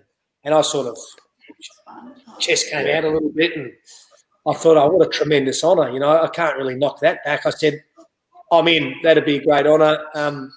Have I been voted in by my peers? And he said, oh, you haven't? And I said, oh, have I been ratified by the Australian Kabaddi sort of commission? Oh, you haven't? He goes, you're the first person that's committed to the trip, mate. So thanks, Captain. Can you help me put a team together? So, apart from and what he didn't realise was that in Kabaddi tradition, the captain, before the opening match, is circumcised in front of the crowd. which is a local tradition. What was the team's record? The what? How did the team go? How did Australia go? So I rounded up a few of the boys. I just called like all my old mates, you know, Brad Sewell, Brock McLean, anyone that was recently retired. And I sort of, the way I sold it was like, oh, boys, we've got this footy trip in India. You've got to go over there and play Kabaddi, but don't worry about that. We'll get over to India and just party. I didn't realise that Ahmedabad is a dry state. It's a dry, alcohol's illegal. Ahmedabad. It's in the name, mate. Yeah. Sold them down the river. So we went over there. We played India, who are the reigning Kabaddi world champions, on the opening night. Yeah. And this is where it gets a little bit crazy. Star Sports broadcast it live throughout India. Yeah, night against the host nation, 180 million tuned in. So we get about, 4.5, 5 million for the grand final, 180 million. I'm standing arm in arm singing the national anthem, and I had no idea what the bloody sport was or the rules. How many were at the actual event, Brownie? There was about 10,000 crowd. It was like a small arena, but obviously the audience over in India was huge, and we played India and they smashed us. In fact, they were told at half time to start going a bit easy on us because they could tell that we were just out of our depth. We played India in the second game in the Ashes of Kabaddi, and we got rolled by them. We beat Argentina in game 3. Oh, they've never been Argentina. Yeah, they've never been any good. Argentina are no good at Kabaddi. Everybody knows that. Never been any good. So, and we never got invited back 3 years later to the 2019 Kabaddi World Cup. So that means I'm still currently the Australian captain. I went to the Kabaddi Hall of Fame. Who was in it? It's in a little lane off near Chinatown. And I've got to say, the Campbell Brown, that what do they do? That statue of you. Yeah, there's a statue of Campbell there. Yeah, that's the first thing protesters went after. They were looking for that statue. After the Collingwood-Richmond game last night, they were either going to go for Brownie's statue or the one of Molly Meldrum behind the corner hotel. Is what I said. So, Brownie, do you reckon you'll ever play Kabaddi again? Or it was actually, like, all jokes aside, it was actually like a really fun sport. It's like British Bulldog. You know, like how you used to play British Bulldog in the schoolyard, like try and tag them and then try and stop them. So you and Brad Sewell, I reckon, it would have been pretty handy at it. Yeah, well, we didn't know the sort of idiosyncrasies of it too well, but Adam Schneider and Steve Milne came over and played, and they were, it was good fun to travel over to India with those guys and stuff. So, no, I'll never play again. But if we do ever get invited back, if any of you guys want to represent your country in kabaddi, it's a bit of a free-for-all. There's no selection process. You can play. Will you consider going on as coach? Given the experience, coach. I love your a coach. Coach Busey. Mate, if there's a trip away for free, I'll be on it. But imagine a footy trip with Milne and no grog. Yeah, we snuck a little bit of duty free in. It doesn't matter whether you're playing cricket, rugby union. If you play for Australia, it's something special. And when you guys linked arms and sung the kabaddi national song, it's my kabaddi. It's my kabaddi. I'll cry if I want to. I know that India. Every person in India had a tear in their eye.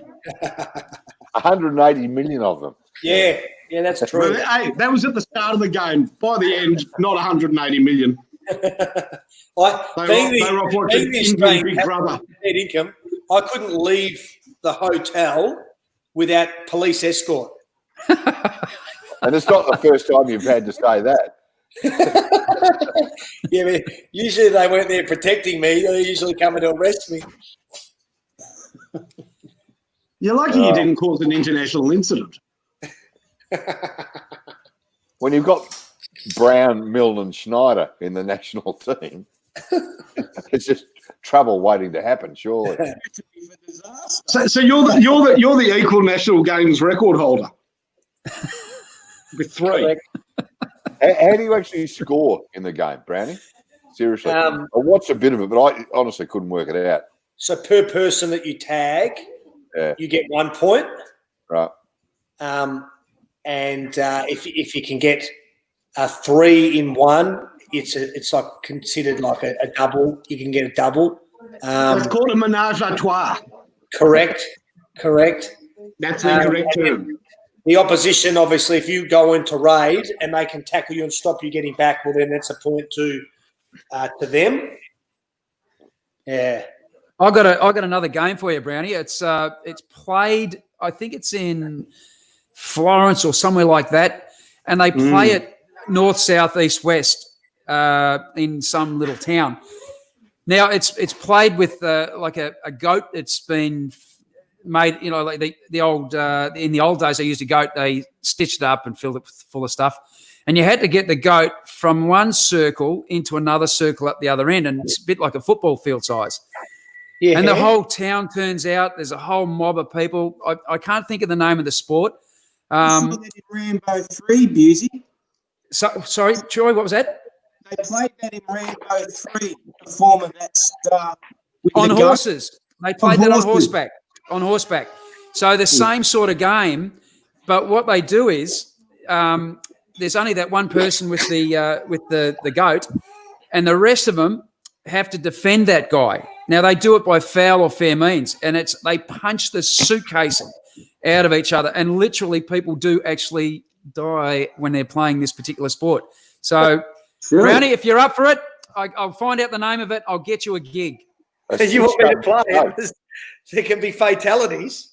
There can be fatalities. There is fatalities. Yes. Hey, Campbell could be worse. They're still hiring for the goat. I mean, that was more like Saturday night at the tunnel back in the late 80s. The tunnel. Hey, Brownie, is that clock big enough above the fire? The clock, yeah. Did you say clock? You said clock? I did. Sit down. Okay. I know. It's a massive clock. Yeah. Yeah. I knew he'd pull his clock out eventually. You're on fighting, I'm fighting. Now, whose baby's that? Number one son's baby. Yes. She adores me. She just adores me. She wants me to cuddle her, and unfortunately, I said I'm busy. I'm working. I can't be entertaining. Sorry, Rosie. I just can't. Back over there, sunshine. Yep, she's making a hell of a racket. She wants to be with me. Wants to sit with me and say hi to you guys. It's your man boobs she's after. I'm actually. Hello, Bubba. Come here. Come on. I know you want to. Gorgeous. Play. There she is. Child abuse. There she is. She got the number 27 on her back. She'll be Actually, the mother's a bloody Hawthorn supporter and sitting over there frowning at me. Good. She's a good judge then. Well, you can't. She likes premierships, you see. Yeah, not like she gets good value for money though. The rest of us. First of all, she's gorgeous and loves the camera. Stop crying. And has more hair than the grandfather. I know.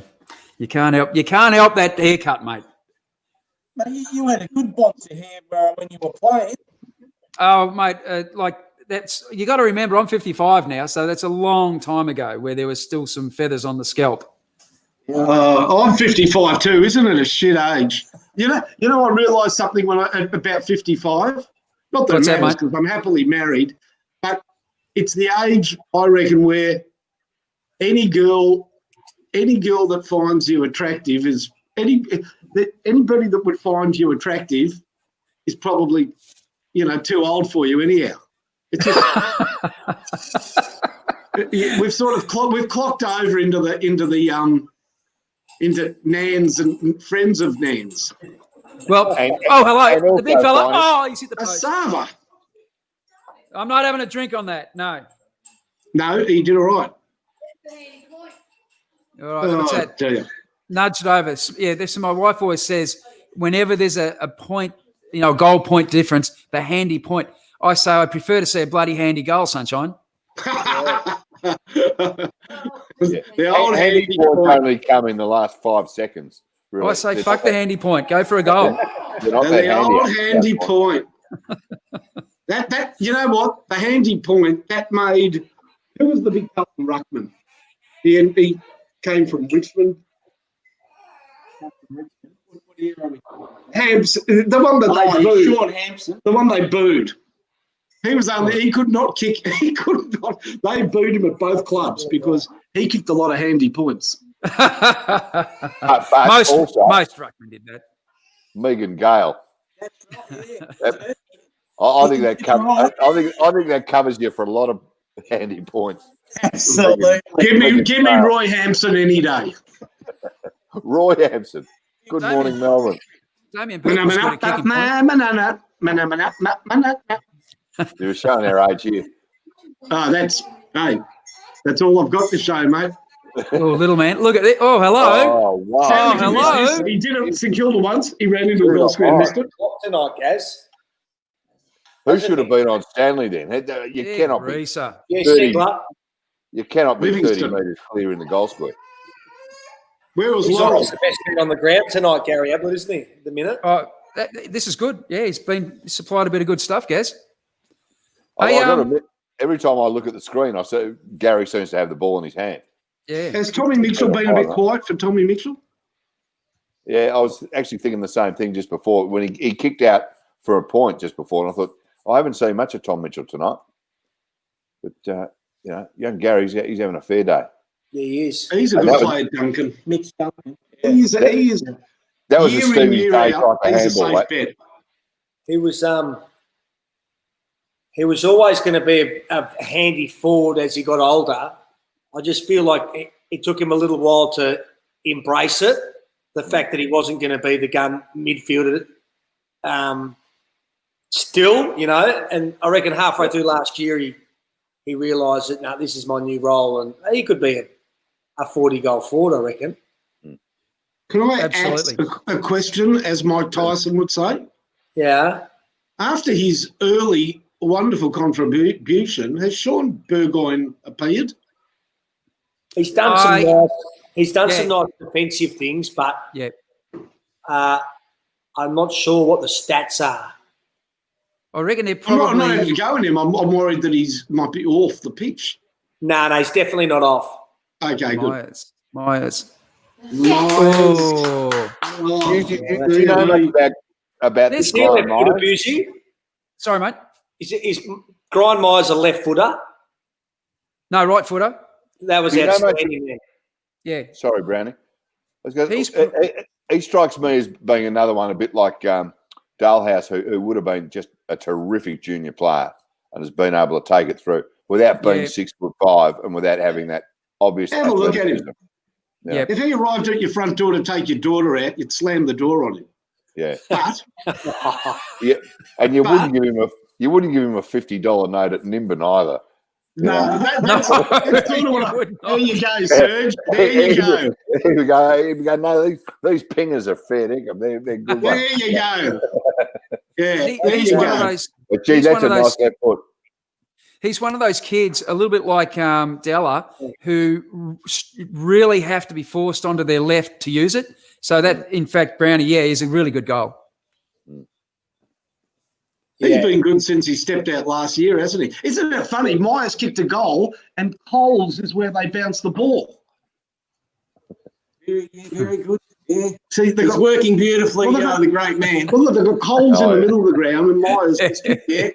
And David Jones is the boundary umpire. It's everywhere, mate. Yeah. Have a look at him running around in circles. Selwood's been actually pretty good tonight. Hate to say it. And so is this bloke. Do any of you blokes ever get down Chapel Street? Quick, keep it out. No. Not anymore. Oh, give it to him. Not used to. Yeah, I know, but there's been a food place has been a victim of COVID. They've closed down permanently, and I'm absolutely gutted. What about this Chaser's still going? It's called Puff Dog now. Yeah, it is. It's called Puff Dog. Nothing wrong with that, of course. What are the other joints there finding? 161 and Revolver. Revolver. Yeah. Revolver. I've They're been selling, crowbarred out of there a few times. they're selling the top 2 floors at Revolver. You can actually buy the joint. But Tell you across what. the road from that was a great hot dog place called Massive Wieners, but it's closed down. Yeah. Do you ever remember the Electro Dog House in Turak Road?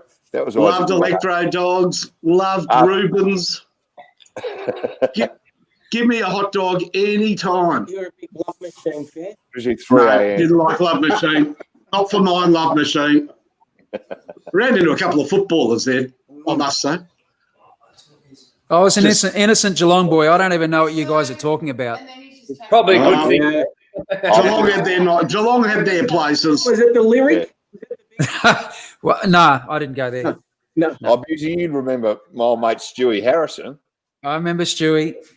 Yeah, what was his joint called? Yeah, they had the lyric. Him and Dermot. He had the lyric and him and Dermot. Yeah, I remember going down there one night, and Stewie, if you tried to leave, he'd get his bouncers to throw you back in. I must say, you haven't paid for a drink all night, and you stagger out and go, "I've got to get a cab out of here." And he'd word up his bouncers, and they'd throw you back in and would not let you leave. you know, most places you get chucked out. Oh, that could be bad for Gary Rowan. Oh, no. Oh, I don't like the look of that for his knee. No. Oh, Did the splits, didn't he? He's hyper, extended it. He's okay. He's all I right. think he'll be all right. No, he's all right. Knowing Nice. Gary Rowan, he'll be out for 6. He hurt his knee, I think it was last year, and didn't come back too well from it towards the end of the No, season. he does not. So He's not resilient. no, let's hope he's. I'd really like to see minor treatment and get back out and do some magic. So let's. I'm a fan of Gary Rowan. I reckon Boys, he's- and they're into a 25-point buffer now, the Cats. Yeah, they've blown it I reckon apart, haven't they? 6 out of the last 7 goals. Duncan for Geelong and donuts. There it for is. Oh, ow. That could be his ankle.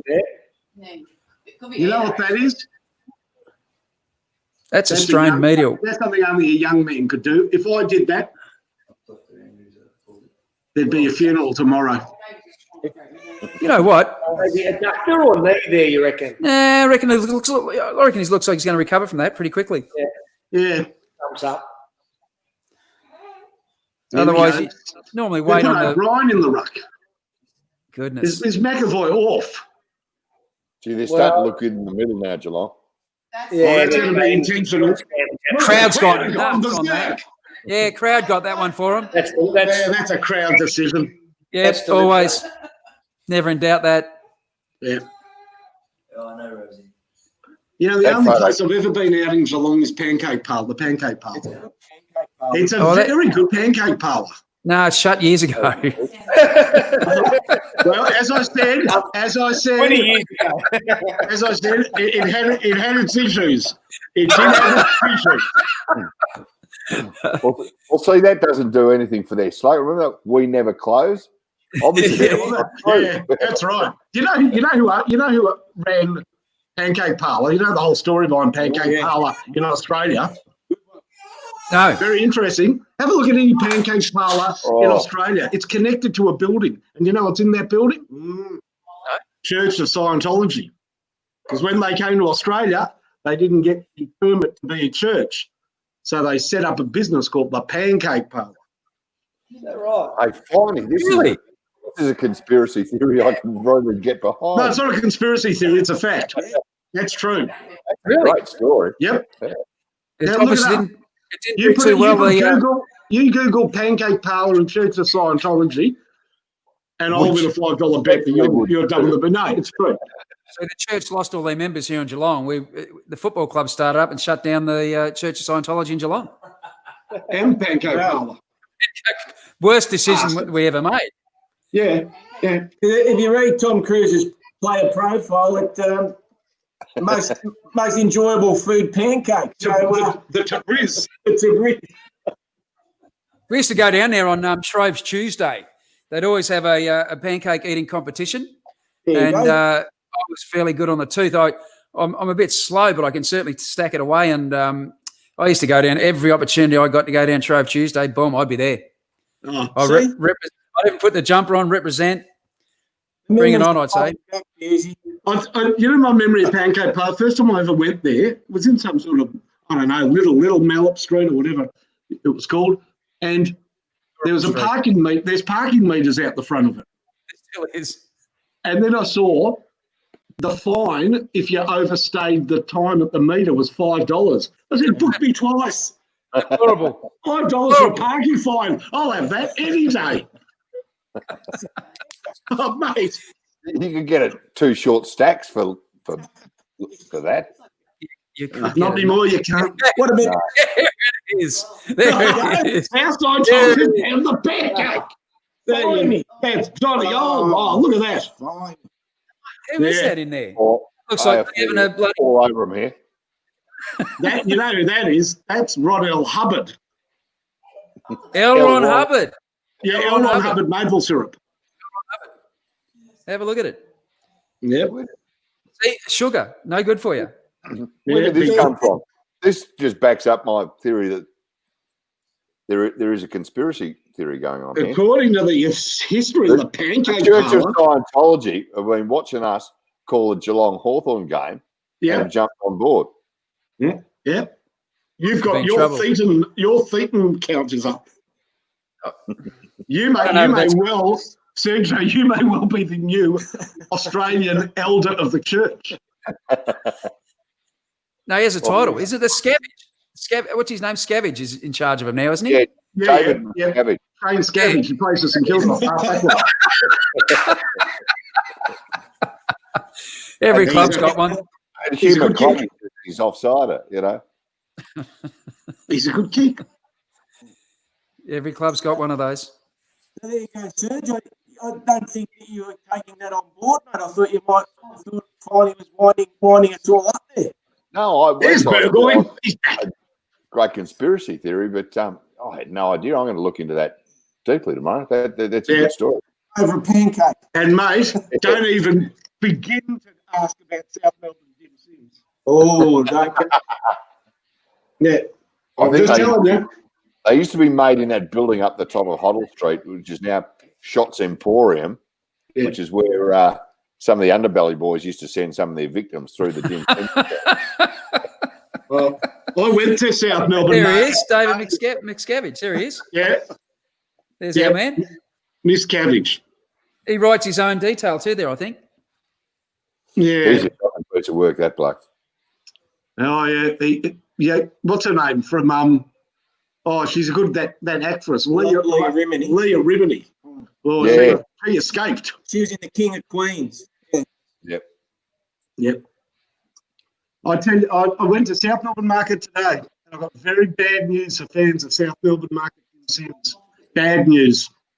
Outside. What? They quiet. no longer, and it's the only reason I go there, they're no longer doing the spring roll. Is that right? Yeah, it's off the menu. Well, he's back out there, boys. I'll tell you what, I was driving down Nepean Highway in Mentone just last week, and there is... Oh, Rowan's hurt himself again. Yeah, he's back out there. Yeah. There's a house in Mentone on Nepean Highway that has a big sign out the front on the side of one of those miniature like caravans, and it says South Melbourne Market Dim Sims. You can buy them there. Now I don't know if you want me to check, I'll see if they've got the spring rolls as well. And I don't think they do. And you can tell them that they're a fair way from South Melbourne Market to be calling them South Melbourne Market Dim Sims. Exactly. They might have their compass wrong. Yeah. Boom. Oh. He's in the mood, Dangerfield, tonight. You can just tell, can't That's a you? good tackle. All in all. Hasn't he got one of those, every now and he gets that attitude right up, doesn't he? That's a free kick. Oh, I got it. What shorts are they wearing? They got They're like snake skin on the side. Look at this. It's a bit of that. Didn't Fev introduced that? Got that through the AFL. They wipe their hands on it. Gets a bit of the. It's a bit like a chamois. It's like a chamois. Bit like a chamois. Yeah, it gets the moisture off the hands, so somewhere to wipe and be able to get a bit of grip. I should have had them on the jeans when I went to the nightclub. I used to get sweaty hands. Very nervous. Have a look. Look at that. Oh, danger. If that's his weakness, I'd like to see his strength. 250. What a great effort. Good player. Look at him. Look at Dangerfield. You are that lucky, Geelong, to have him fall in your lap. What a joke. And isn't it ridiculous? As good as he is in the midfield, he's so bloody dangerous up forward. One out, he just cause all sorts of havoc. You reckon it's shut the gate jersey now? 6 goals in front. Where are we? 6 minutes into going to third. I would suggest. Oh, look, you never. This one thing about Hawthorn: never write them off. Never write them off. No, I'm not going to. They've got time to get a couple before 3/4 time. I mean, I'm not suggesting they will, but they've got time, and then it's a possibility. But the flow of the game. I reckon there's a bit of a story out of this game. Quinarkle. Aye. Good. Yes. Sparkle's a good player. Yeah. Quinarkle, the Sparkle. His hammies were letting him down his first few years, weren't they, Boozy? Yeah, he had a horrific one. I saw him do it at it was at Churnside Park there in Werribee, and it was horrific. He did a really bad hamstring, and I think he did. Centre. That's what the old before it was Avalon Park. It's now it used to be Churnside Park. Go hard, hard on me, mate. Anyway, he got recovered from that. Played a couple of games at the end of that season. Showed just enough to suggest that he was going to do something, and he probably had a few more, maybe one more hamstring, but he's been terrific ever since coming back from that. Oh, Sorry, mate. Go ahead. He seems a lot more. Oh, you go on! Wingard! Look at that! Wingard did a Kobe Green. Kobe Green. Oh, no, that's been outlawed. Harry Taylor doesn't like it. Harry Taylor, not happy. Yeah. That's Hong Kong Phooey. Geez, finding Harry Taylor's our age, and he's like he didn't take it. Yeah. Did you see who was demonstrating with Harry Taylor? Oh, Paul Puopolo. Paul Puopolo. Are you surprised he went around again, Campbell? Oh, I reckon he was very lucky to get another year. Yeah, I do. Yep. Yeah, he's getting floppy. I think he played like 18 games and kicked 12 goals, didn't he? That's a small forward last year. Very lucky to get another year, I would have thought. Look at Dangerfield. He might have the 3 votes in the bank for the Brownlow Dangerfield. He's having this is a little bit of a day out, big boy. Yeah. Oh, look at him, Dangerfield. Stop it. No, I missed that one, but they've kicked 6 in a row, Geelong. Yeah, bloody hard to hit those posts. This is where I have concerns for Hawthorn. Seriously, I just don't know if they've got a lot of depth in the midfield, and when they're getting overrun here, who do you swing? Who can you swing? I don't think there's got a lot to come into their midfield. Obviously, Jager O'Meara. Yeah, Mira. Yeah. And I'm not quite sure where you go after there. Yeah, that's one of the reasons. Finally, I thought Puopolo was a bit lucky to get another run this year because Clarkson's so good at moving on older players and bringing in new ones and what have you. And I thought, gee, the way Clarkson's done it over the last few years, Puopolo is the perfect guy for them to move on and bring in some youngster. And I was a bit surprised he survived. I mean, good luck to him, but I think he's struggling a bit tonight. Yeah, the Blitzer, he's got it. Hey. Yeah. The other thing about that midfield, Finey, is that you probably it's more than sometimes personnel. It's about output. So if you've got you've got the even amount of players, but if you're not getting the output, like we talked about Burgoyne earlier, and we've just seen him get a handball there, he's not been as prominent, which suggests a lot of the others haven't been prominent too. Yeah. So I think coming into the year, people who were optimistic, and you know what? I reckon there was a script rewritten for Hawthorn because they are so highly respected and they have been, in our lifetimes, so capable of springing back up the ladder. I don't know, and I'm not writing them off because they're 6 goals down, but I watched Tom Scully last year, and I'll tell you what, coming into this season, people were writing about a very different Tom Scully than I saw play last year. You know, he's. But have we seen much to back that up so far tonight with Scully? I know. I mean, you can't write a bloke off after one game. He got over his injury, and he was a good pickup and whatever. And I think he's a bit Bryce Gibbs like in that he doesn't have much of an impact on the game, even when he gets the ball. He's had 10 touches tonight. Yeah, not for mine last year, Tom Scully, but people were bullish about him. But maybe because they're so respectful of Hawthorn, they got him for nothing. They got Patton for nothing. You know what? Teams don't give away players for nothing. What about John Patton? He's been quiet tonight, and now Roughhead's gone. He was going to be, the linchpin of their forward line. I'm not sure I'm seeing it yet. And you can be lucky too, Finey, in that sense too. Sometimes there is a bit of gold in amongst it. And we're only watching one game. I remember Brad Otten's coming to Geelong, who in his first season you would have said, horrendous, what a waste and what a bad pick. But they worked on him, got his hamstring stretch and length all back up. And the next pre-season, he just became a monster and never looked back. And we saw that All-Australian ruckman return for the next 5 or 6 years for Geelong, and it was just fantastic value. But you wouldn't have thought so in the first season. No, fair enough. But the logic in Patton is not right. Look, no, I know what you're saying there too. Yeah. The reason it's not right is last year they invested time and they were rewarded with Mitch Lewis. Now, why does Patton come in and take that position as a key forward and that kid misses out? I don't understand it. I don't think Patton has done enough, of course, because of his knee injuries, to put Project Lewis behind him. I think it's wrong. And I don't think it sends a very good message to any other youngster at Hawthorn that's worked his way into the team. Yeah.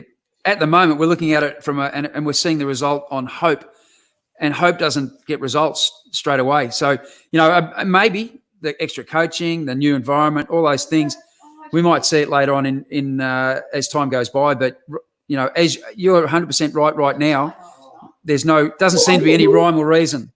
I thought Lewis delivered last year. Yeah, and you're right.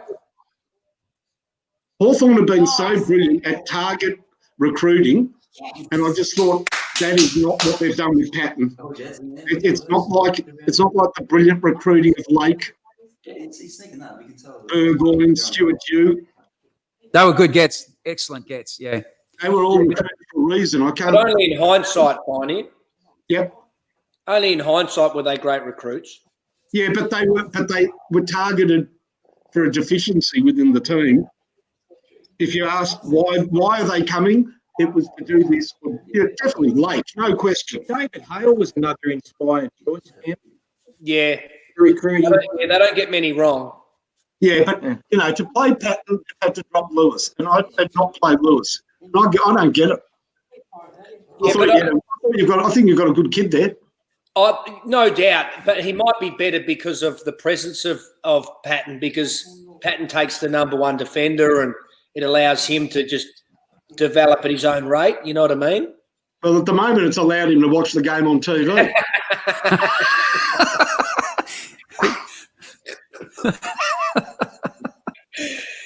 You can't beat logic.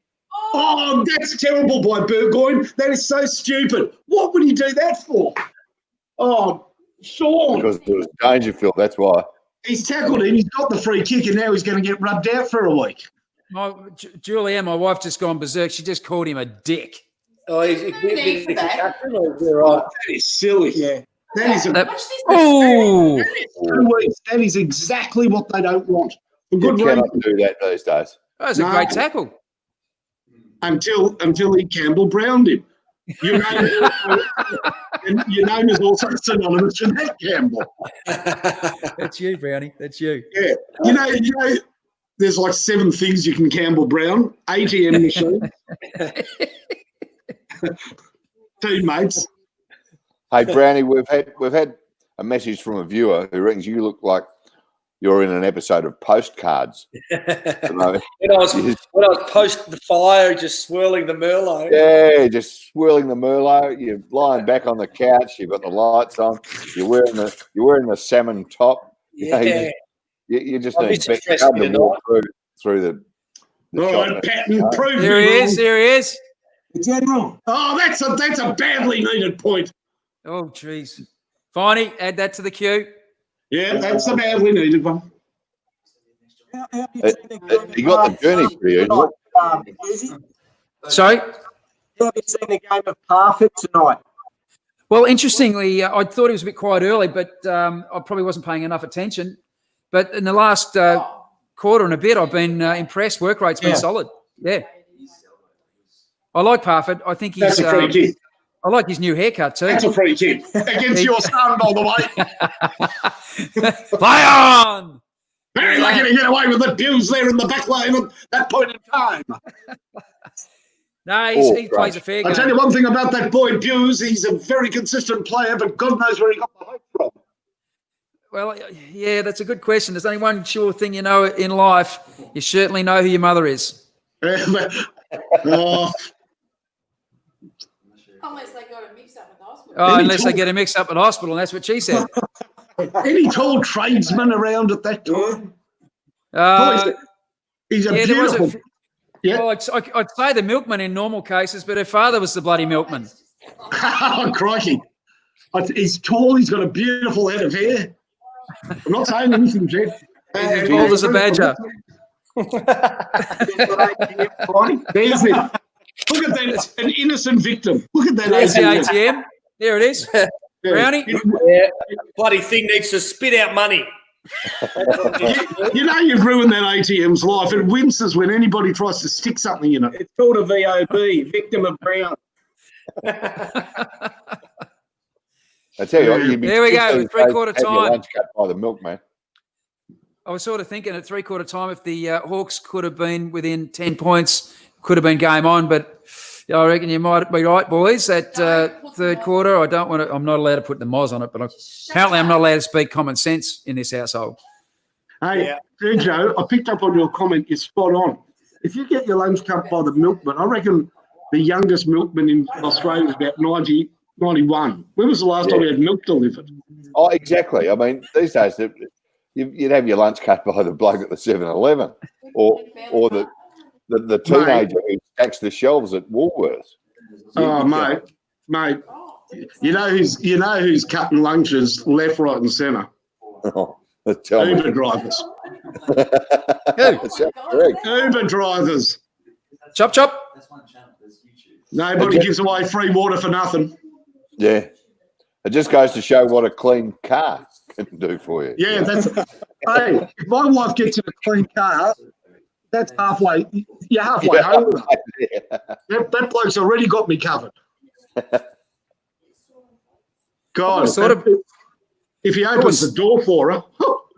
I've always thought about joining, getting my Uber license. I thought that'd be a good second gig. You'd be fantastic, Yuzi. Your FRT would be sensational, mate. The people would love you. Oh, no, I've been in all sorts of trouble. I drive a ute. I was going to get an Uber, but they won't let you leave it on 927. No. And you should see the ute. It's an absolute shitbox, honestly. But I can't give it up. Okay, well, cool. 2002. It's on LPG, petrol. It's got about 360,000 kilometres on it. Going cheap, by the way. Anyone? I leave the keys in it for you, for goodness sake. Hey, that sounds like any silver top I've ever been in.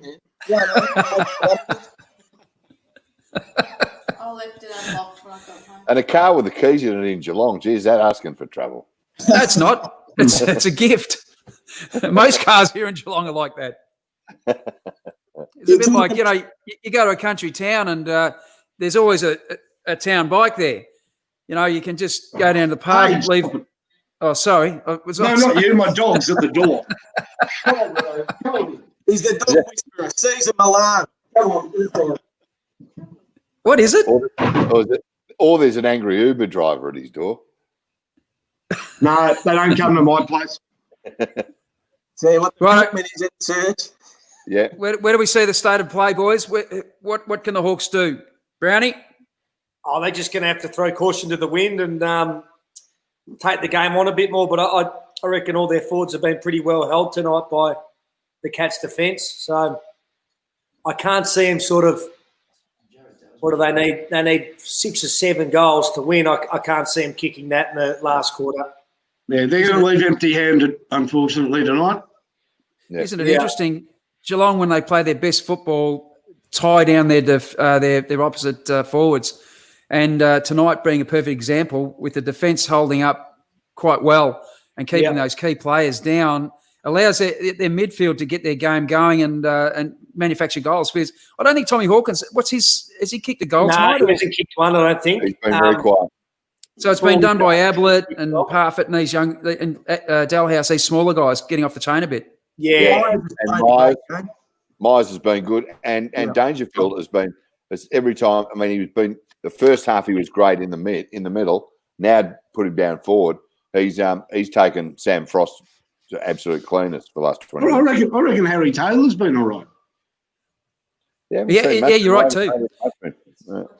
Harry's been interesting because during summer there was kind of rumour, a little bit of flavour around the place that that Harry may not play all the games in the AFL. Well, if you game 1, game 2, and some of the practice games, Harry Taylor's got to be in the side the entire season based on form right now. But I mean, things can change dramatically in a season. But he's pivotal to their defence. He's a big talker up the back line. He and Blitzarves keep a lot of the players around them in the right places. So when you've got guys like that, you don't give them up in a hurry. No, and I've always thought Harry Taylor was he reads the ball so well. For a big guy, he takes a lot of uncontested marks, and that's just by innately knowing where to be at the right time. He's just a good natural footballer. Look, there were times last year he looked as slow as a Sunday night in Geelong, but to his credit, he's looked all right tonight. I tell you what, if you're not getting a game in the AFL, what do you do? I tell you what, the coach should be able to get his car washed by a few players because, I don't know, if there's no second competition, how do you get back in the team? Well, that's right. Match sim will only get you so far, and it's going to be a bit of a task. I mean, there is an occasional scratch match against, so today, Box Hill could have played the VFL Geelong. There's those opportunities that might come up, but they're not a given. What's happened up on the Gold Coast? Yeah, I was just about to say that. No. Well, they want to play a practice game, I think, for the non-senior players, and Gold Coast are going to lend West Coast 4 players. Like the old days, yes. Yeah. Like you're under 12s. You know? It was like under 12s cricket when you come on and field for the other team. You know what? And whenever you do that, Whenever Brownie? you did that, Embarrassing. you'd end up taking a sitter of a catch, and you couldn't drop it. So it just you just would look bad. Fancy, Brownie? mate. Could you imagine being an AFL player for the Gold Coast Suns and having to play for the West Coast Eagles?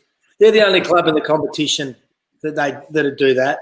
They got no idea what they're doing up there. That is so true, Campbell. That is so true. I love that you said that. West Coast ring up those idiots Gold Coast. Can we have 4 players? Yeah, sure. Who do you want? Imagine if they rang up a proper club and said, "Hey, can we grab some players to play for us?" You'd tell them, have David follow. He's not playing, and he does his knee. You don't let your players play for another team. It could be their only winning team of the season. I would have had my hand up. What's I the would have old been like saying? this. It's hard to keep what's her name down on the farm once she's seen Paris. Those 4 blokes who play for West Coast, they all want out of Gold Coast pretty quick, smart. No, I would have had my hand up real quick. I would have been going after all my mates as hard as I could. Yeah? Yeah, no doubt. You could have put me in that side. I would have said, "You beauty." The old probables versus possibles. I'm not a probable if I knock your head off. They're not a certainty. Are they going to be jumpers versus skins? That's what I want to say. There he is on the bottom of the pack, the old boy. 35. Yeah, I reckon the bit of clearance speed again. up forward for the Cats is just it's been the thing that's got them, the Hawks tonight. They're a bit susceptible to quick blokes. Yeah. Oh, well, you look at, like I said, that Hawthorn midfield. Maybe I don't know. Maybe there's some good kids coming up, but I think they're going to have a chance sooner rather than later. I'll promise you that. Gee whiz. I just don't. Where's the depth?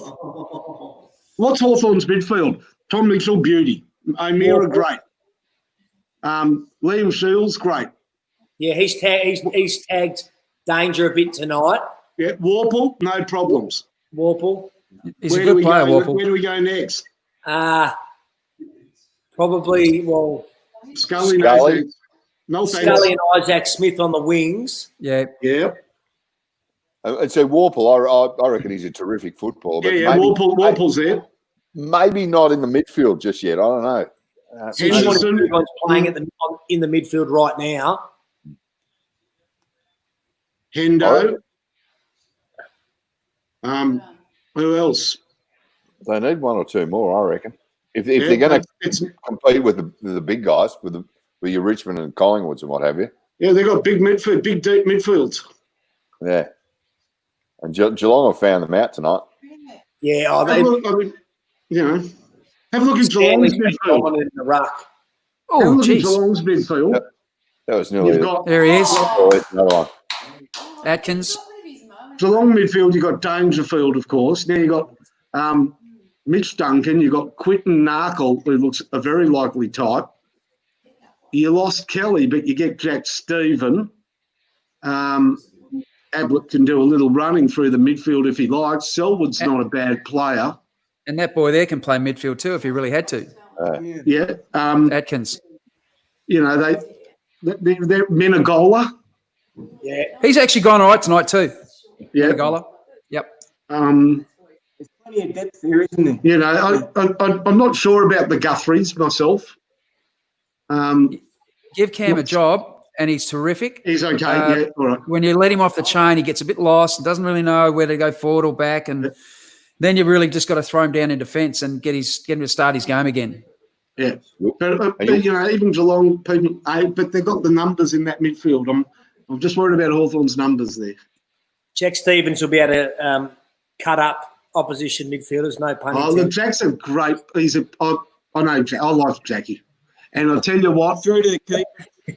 He did get pretty happy with that one, aren't you, Brady? Oh, look at that. Thanks, Serge. I got it. Thanks, he's bad mouthing a good bloke. No, I'm not bad mouthing. I'm just using a bit of pun. You're the rumour mill. You've been on the wrong end of the rumour mill, Brown. I don't think it's a rumour. I know. I started it. Hey, Ben Stratton hasn't pinched anybody or stuck fingers up bums tonight, has he? It's against the rules, no. Very uncaptain-like what he did. Everybody knows what Hopewadi did. John Opawati. I was playing in Brisbane at the time. I remember the story. Yeah, I've heard blokes pay money for women to do that, so don't complain. They got photos of that, in fact. Oh my God, what happened there? They've got photos of Hopewadi doing it. Yeah. Yeah, there was still shots. Oh, yeah, digital. Very good. The Courier Mail would print that sort of stuff back in the day. Yeah, well, I always used to confuse him and Mel Meninga because it was that smell my finger joke, but it was all. One of the, Moving one right of the along. great rhyming slangs of all time, that. Smell my finger. Yeah. Yeah. That's why I always got confused with him and Hopewadi, of course. You see Reece Stanley again there in the ruck. You know what? For every AFL footballer that's done something that, you know, could be considered an indiscretion, they could go to bed every night and thank God that the NRL exists. Oh, yeah. Because whatever a footballer's ever done, the NRL sees that and raises it a bubbler. Yeah, they do. A bubbler. Oh, hello. Gee whiz. What do our champions do when they're on their own? A bubbler. Do you know, just to digress, I'm just having a look at Teflon there. He's, you know what he's doing? He's trying 10 times as hard as he normally would at the moment, and that's why it's not working. He's just, usually he just plays natural game and, you know, go about it and just be fantastic. And at the moment he's over trying. And it's because his team's struggling. I agree with that, because normally with little apparent effort, there'd be a slight sidestep and he'd give himself that 2 or 3 metres to get rid of the ball. He's getting pinched tonight because he's trying to go a bit too hard. What is it? Yeah, maybe he feels the, you know, sometimes when a star player sort of does that, it's a bit of a tell that he's not that sure about the players around him or not as sure about them as he used to be. Correct. Or even, and I'm not saying this is the case with him, of course, but sometimes when you realise at the tail end of your career, maybe it's getting away from you, even though you thought 6 months ago you easily had another year left in you. Now, let's be honest, Serge, you and I are beautifully placed to tell Sean Burgoyne what to do and how to think, because, I mean... exactly. Look at us. Why he hasn't consulted us already at this point. He may not have consulted you, Serge. As to what he should be doing with his career, the rest of his... Speak for yourself. He may not have consulted you, but... No, I'll go on the record and say, no, my phone is not rung from... I was only saying to him a couple of days ago, saying, Sean, I got plenty to think about. I'll let you know, mate. I'm in his corner. I'm in Sean Burgoyne's corner. He's got he's a magnificent player. He has been for yonks. Well, he certainly hasn't been the Hawks' worst tonight. There's been about 10 or 12 worse than him. So Good on you, Campbell. Oh, that's a shocking kick. Once again, getting ugly. Look at Narkle. You disgrace to Narkles. Where's your motorbike helmet? This could end up getting sort of 60, 70 Where's your points. big padded helmet? Remember when Phil turned up in that? Oh, yeah. Do you remember that, Serge? Who? When Phil Narkle turned up in that big motorcycle helmet he played in? Oh, yes, yeah. You know what he looked like? He looked like an escape bumper from a pinball machine. He had a little bit of Eric Estrada about him, didn't he? Eric Estrada from Chips. Oh, yeah. Great memories, Busey. Did you bump into Phil Narkle in your travels? You would have played against Phil Narkle. Oh, I missed him just by a whisker. Yeah, he was just a touch before my time. He played a couple of years for West Coast, didn't he? Yeah. Oh, did he? Oh, he must have played him. I must have then. Yeah, I must have come across him. We called him Pinnacle. He would have been up the other end of the field than me back in those days. Yeah, he was skillful, but not tough. There he goes. There he goes. Oh, he's looking for... Just sat there too high. Hey, that's who's been quiet, Sicily. Yeah, so is that Sicily got the punch? It was. Yeah, I think so. Yeah. Well, So the crowd's, I've got to say, the crowd's still in it. Oh, they Have a listen to that. they're rampant. They've got a bit quiet. I mean, we've written off the Hawthorn midfield, but I've got to say their forward line has been pretty ordinary tonight. Apart from Patton, like Jack Gunston didn't do much early either. He had a couple of shots for goal. You talk about earlier in the game where your midfield's not firing. Your forward line's got no chance. No. They've got no chance to contribute if the mids aren't getting it in or putting it into dangerous positions or giving it to the players up forward. Then they are, midfield missing, forwards missing. Well, exactly. Well, Geelong kicked the first 3 goals, and I reckon the first 3 stoppage centre bounces, Stanley got them away again. Yeah, and so it just there's wrong. There's nothing wrong with him. Yeah, he's right. Where's the salmon millionaire gone? Oh, there he is. Sicily's had 10 touches. Has he? Yeah, only 10. Who is? Sicily. So I reckon he's one of those guys, a defender that accumulate, 18, 25 touches, regularly without even trying. Ricky Henderson's had 8. Shields 8. Burgoyne 8 and 1 goal. Look at this guy. I love what you said, Serge, before. I can't look at him without thinking of white Mitsubishis. He kicks like that. Oh. It breaks all my rules on kicking. Breaks them all. He swings the ball around, doesn't he? Oh. Yeah. He's got 2 or 3. Myers, he's done his job. Who's the other guy with that crazy business? Jaden Stevenson. Yeah. Jaden. When he runs in and he mucks around with the agate. My kicking coaches back in the day, they would have been doing their heads in. I was almost tied to arms together, feet together, put down tram tracks to make me stop doing that sort of stuff. And I'm surprised they haven't. They've just let him go. Who was your kicking coach? John Wayne Gacy. Oh no! I had the great Kevin Sheehan. John Wayne Gacy. Wayne Closter. Wayne Closter was a kicking coach. Yeah, beautiful kick of the ball, Wayne Closter. Great wingman, Closter, wasn't he? For the Yep, and also Gordon Hines. Gordon Hines did a lot of work with me in my kicking. What about one of the great hook foots, Peter Sumich? Peter Sumich. He was one. He was a hooker, yeah. Great kick, though. Is that what he did after footy? I wondered what he got up to. No, they had didn't they have fruit? They were fruit farmers. Sumich. Sumiches. No, he's got millions. They were oranges. I think they made their money in oranges. I wish my family did that. I find his family made millions in oregano or something. Yeah, no, my family did that. We were good pickers. Yeah. We used to drink it. Finally, he's lost millions. You know what they'll say about me? Finally, he's lost millions on Craig Williams. But you've supported some great bookies. You have. Yeah, I'll tell you. Apart from OTI, I'm the worst judge in Australia. I think Tim McGrath's not too good. He's an ordinary tipster. As a bloke said to me once, I was feeding. I was about 16 years old, getting people to put bets on. He said something to me, and I've never forgotten it. And now I can say it as he said it to me. He said, "Son, I could wallpaper my house in seconds." They're little tickets, TAB tickets, and I could wallpaper this bloody house in seconds. Hey, Brownie.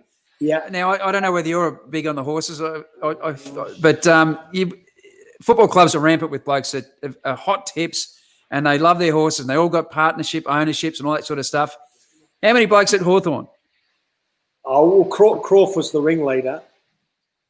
Because he had Svenna Fighter that won the Turnbull and he had a couple of Count Ricardo and a few good horses along the way. So, yeah, we've all sort of got involved a little bit. Hodgie's got a few. Ruffy's got a few. I've got a dozen. A dozen? Just a dozen. Crikey. You got a dozen horses. Yeah. I had a winner on what day was it? Wednesday at Sale with the old man. And I got one running on Sunday called Crocodile Dundee that Lindsay Smith trains. He's going well, Lindsay Smith. Yeah, he's He's flying. going Should we slip a bit on it? Oh, it won't needs stop further. it. It's How over easy, 1,000 metres, and we're just going to get back and run on a bit. So don't back it. But I'll tell you what, you can back tomorrow. Yeah. I'll get it up now. I better get my pen ready. We're Righto. learning tomorrow. Yeah, Well, got it. I reckon in race 1, I'd be Race surprised if number 6, Sense of Honour, doesn't win, the Mick Price runner. Got it. Serge, you got that? I've got that. Whereabouts, Brownie? Where are they running? At Moonee Valley. Moonee Valley. Oh, do you want him to put the bet on for you as well? Race How 5, many number cents of 2. money do you reckon are going around There's tomorrow, more. Serge? There's more. Race Get 5, on it. number 2, Miss Catherine. Yeah, got it. And then You got a quinella for us or something? Oh, greedy bastard. I think race 8, number 2. He's gonna win again. So there you I go. got to ring Billy and get him onto this because he's a sucker for anything. Oh. that's like what? It was in the first, wasn't it, Campbell? Yeah. So when somebody gives me a tip like that, I said, that's no good. Give me something in the last because it doesn't matter what I win in the first, mate. It's only ammo. There it is. There we it go. is. Good Get horse. on it. Good Sense horse. of honour and precious intent. It'll win first up. Oh, here it is. Look at Campbell Brown's got 12 horses. I'm lucky if I've got 12 eggs in this house. Don't worry, mate. They're sending me broke too. They can. They don't stop eating them. They don't stop getting hurt, even if they're not running, eh? No, no. But Who's on the Sense of Honour, Brownie? Who's in the saddle? I'm sorry, I couldn't hear. Who's in the saddle, mate? On the Sense of Honour, who's riding it? Let me tell you. Race 1 tomorrow. Benny Mellon. Benny Mellon, yeah. Big money rider. Yeah. He needs to make as much money as he can before he gets rubbed out for 2 years. Oh, harsh, mate. Harsh. He's in trouble, Busey. He's in trouble. What's he done? Oh, he got caught betting. Oh, right. that's yes. That'll do it. But he's in career best form at the moment. How can you get caught betting? I reckon I'd do it. I would. If Adam I was in- Hieronymus just got done No, I'm as not well. saying how do you bet. How do you get caught betting? Oh, good point. Yeah. You know, don't you just tell a mate to put it on? Sometimes keep pushing the envelope. You just go, yeah, bugger it. I'll just go to. I think that's high achievers and risk takers. Brownie, you're a risk taker. You go and play those games in India, don't you? What are they called again? Kabaddi. Kabaddi. There you go. Yeah. Yeah. National captain. That's right. Did you back yourself in that tournament, Brownie? I would have backed India, mate. Because we didn't I know. want to see the Betfair moves on your games. Well, this is a bit of a rout. Well, Yeah. this could get ugly. And what is it now? It's I have the Hawks. 61, 10 goals. 10 goals. Yeah, just keep. The Hawks I'm have gonna kicked say it. 1 goal since half time. I've said it before, but I'm going to say it again. Mate, Hawthorn beat Brisbane round 1, but 81 days is a long time in football. So Hey. Hawthorn have kicked 1 goal and 1 goal won since half time, and haven't more- scored in its final term. Yeah, more of what we said earlier too, Brownie. You get after the scoreboard, it's going to pay you back in these shorter games. Yeah. No, they've looked impressive. The Cats. They've good spread of goal kickers. Look at Selwood. That's a lot in a shortened game, isn't it? That's Yeah. a good game. Yeah, that's a cracker. 17 contested. That's Yeah. huge. 8 clearances. Yeah. 8 clearances is the key. And you're right. Round 1, he was not right. Correct. So- Yeah. Yep. So this break has done him the world of good. Yeah. I've learned a bit tonight. What Campbell said about St Kilda is very wise. A new team, trying to learn new methods from a coach, not well suited by the long break. I agree heartily. Busey's been on the money with a lot of his comments. I've just made a lot of lies up.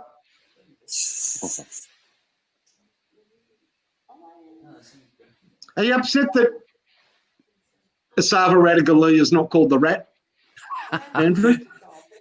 I'm kind of glad because he's too big to be a dirty rat. He's, you look at Platten, little fella, rat. No, wasn't it great? You and Platts, I mean, I'm not pissing in your pocket because I'm just, that's dirty. But to have two great players, two rats at the same time. Oh, he was a absolute star. His tank was amazing. His ball getting ability was second to none. To be able to play against him and it was just great fun, hard work, damn hard work. I'm going to be the first to say he probably beat me more times than I beat him, but just a privilege and fun to play against because he was genuinely, probably the premier rover in the country at the time, and to be able to play against him, Dale Waitman, there's just every club when I was playing had a very, very, very good rover, and it was just great to be able to play. But Platts was head and shoulders above him. When Lee Matthews retired, it was going to be a little bit like, oh, thank God he's gone, from Hawthorn. And Richard Loveridge was a good rover, but Platten was a better rover, and Platten was the best. Gary Wilson, Busey from Fitzroy. Gary Wilson, what a lucky. player he was. Play against him for about 3 years, and he was a terrific player. It's interesting, I was never aware of this until later on in life, and someone said to Gary Wilson, "Oh, how many times did you get knocked out?" He said, "Oh, I got knocked out a few times." I said, "What was the worst one?" And I got the label for it, and I honestly couldn't tell you when it was. And I felt really, because I respected Gary Wilson immensely. He was just a wonderful superstar of the competition and played fairly all the time. He wasn't. He didn't have to go to any other tactics. He was a good footballer on its merit. Whenever I think of Andrew Hughes and Gary Wilson, I think of the bubonic plague. The rat and the flea. The rat and the flea. Yes, good. Yeah, nice, good tie-in. I'll say this about Busey for the younger viewers who may not have seen Andrew. In an era of great rovers, played for Victoria, right? Absolutely in the mix. What's the expression? Something is candle to none of them, or whatever. Dimmed his candle to. But of all the players of the little blokes of your era, I reckon you were out of the textbook. You were neat, compact, beautiful off both feet, but just technically one of the nicest players I've seen. Which I also say Barry Hall, surprisingly, but also very neat. A neat square on, beautiful drop of the ball. And I always thought that of Andrew. I always thought, why don't that dickheads like Simon Meehan and Andrew Cross take a leaf out of Andrew's book? Just steady up, boys. St Kilda heartbreak. Yeah. They tried hard, but Interesting. You talk about, and we touched on it earlier about having kicking coaches and that sort of stuff. I was probably a bit. I remember as a junior being told by an opposition coach, you're not a bad player, but you're going to have to work on your disposal. And I would think I was about 14 or 15 at the time, and I had to go over and ask one of the senior players and said, "Blake's just told me I've got to pick up on my disposal," and they said, "Oh yeah, that's bomber so and so from North Shore, one of Gordon Hines' proteges." He said, "Yeah, you want to listen to him?" I said, "Well, yeah, I'm listening to him," but I said, "What the hell is fucking disposal?" I didn't know the language. I didn't know the language. I didn't know the dialect that they use. So, once I worked out that and then go to work on, because skills are everything in this game. Yeah. You can have all. Were you conscious of technique and of style? And I've got to ask, are you good? Were you always good at other sports? My other passion was athletics, and I went on later on in life and went back to it with the kids. You were a good athlete, Busey. I really enjoyed it too. It was good fun. It was, great to go and participate in, and competitive. Very funny. Have a look at this. Oh God. I mean, have a look at those two blokes. They were in the high risk group during the COVID thing. Puopolo and Taylor. Puopolo has had 3 goes at it in about the last 10 minutes and fumbled or not got to the fall of the ball every time. Well, this will be the Hawks' first score for the quarter. Will it? I don't think it will, Campbell. I've never seen him as never seen him as much out of the Puopolo. I reckon I've never seen him as down in confidence the time he's been in. As soon as he came into the competition, confident. This is the worst I've seen him. He just did not look like he should have been out there tonight. No. He's like that. There's a BM64 that goes around called Poppy's Horse. Never quite finishes off Poppy's Horse. Poppy's Horse. With an O. Poppy's Horse. Like an old Australian bloke. Just talking with that big drill, Poppy's Horse. Poppy's Horse. Ah, well. So happy household debuts, Hacienda? No, I just looked across at Emma and Jackson's wife, and she's not. She's the Hawthorn supporter. Oh, okay. But she's looking at me. She's got premiership in her eyes. That's what she's got. Premierships. Fucking premierships. Well, don't start, Brownie. Don't. Look at that Gary Ablett kid. I got thoroughly outplayed tonight by a much better side in every aspect. And they got a lot of games at GMH, whatever it is. GMH. Yeah, they're going to be real hard to beat down there. They always are, but they're going to be real hard the next few weeks. I think they got Melbourne next week down there. Remember that game? Not beat up on them. Oh, yeah, I do. But, it'll be a bit of a Bailey. Yeah. The scoreboard was in meltdown. The scoreboard operators, they got friction burns. I was working with Tim McGrath that day, and I tell you what, we were getting a bit nervous about the record, the highest score record, because it was ticking over like it was just rolling over that scoreboard. Biggest loss ever, no worries. Melbourne's got that anyhow. Harsh, mate, very harsh. That was a day Duckworth kicked 10. Bill Duckworth, the bus driver. Billy Duckworth. No, Johnny Duckworth. John. Okay. What's a Duckworth? I don't know. $15 down Chinatown. Now the celebration's going to be a little bit different. Apparently, they've got to stand away from each other to sing the song. Real, it's some of the rules that I've been told they're bizarre. Once they celebrating, no hugging, no high fiving. But yet out here on the ground they're allowed to touch each other. It's insanity. Yeah, it is madness. No sex. Were you an instigator of the theme song, Busey? Did you instigate it back in the day? I actually remember doing a theme song version that never got a run. I was a bit disappointed, but it was to the theme of Rose Tattoo, one of Rose Tattoo's famous numbers. So Malcolm, Malcolm said, "Oh, Andrew, look, that's a bloody great effort, but no, we won't go with that." Oh, there we go. All right, well, we'll sign off, boys. Yep. It's been a lot of fun, gentlemen, I got to say. It's been an absolute pleasure. Thanks for the inclusion. Campbell, Serge. Good on you, lads. Have a great weekend. Stay safe. Great weekend.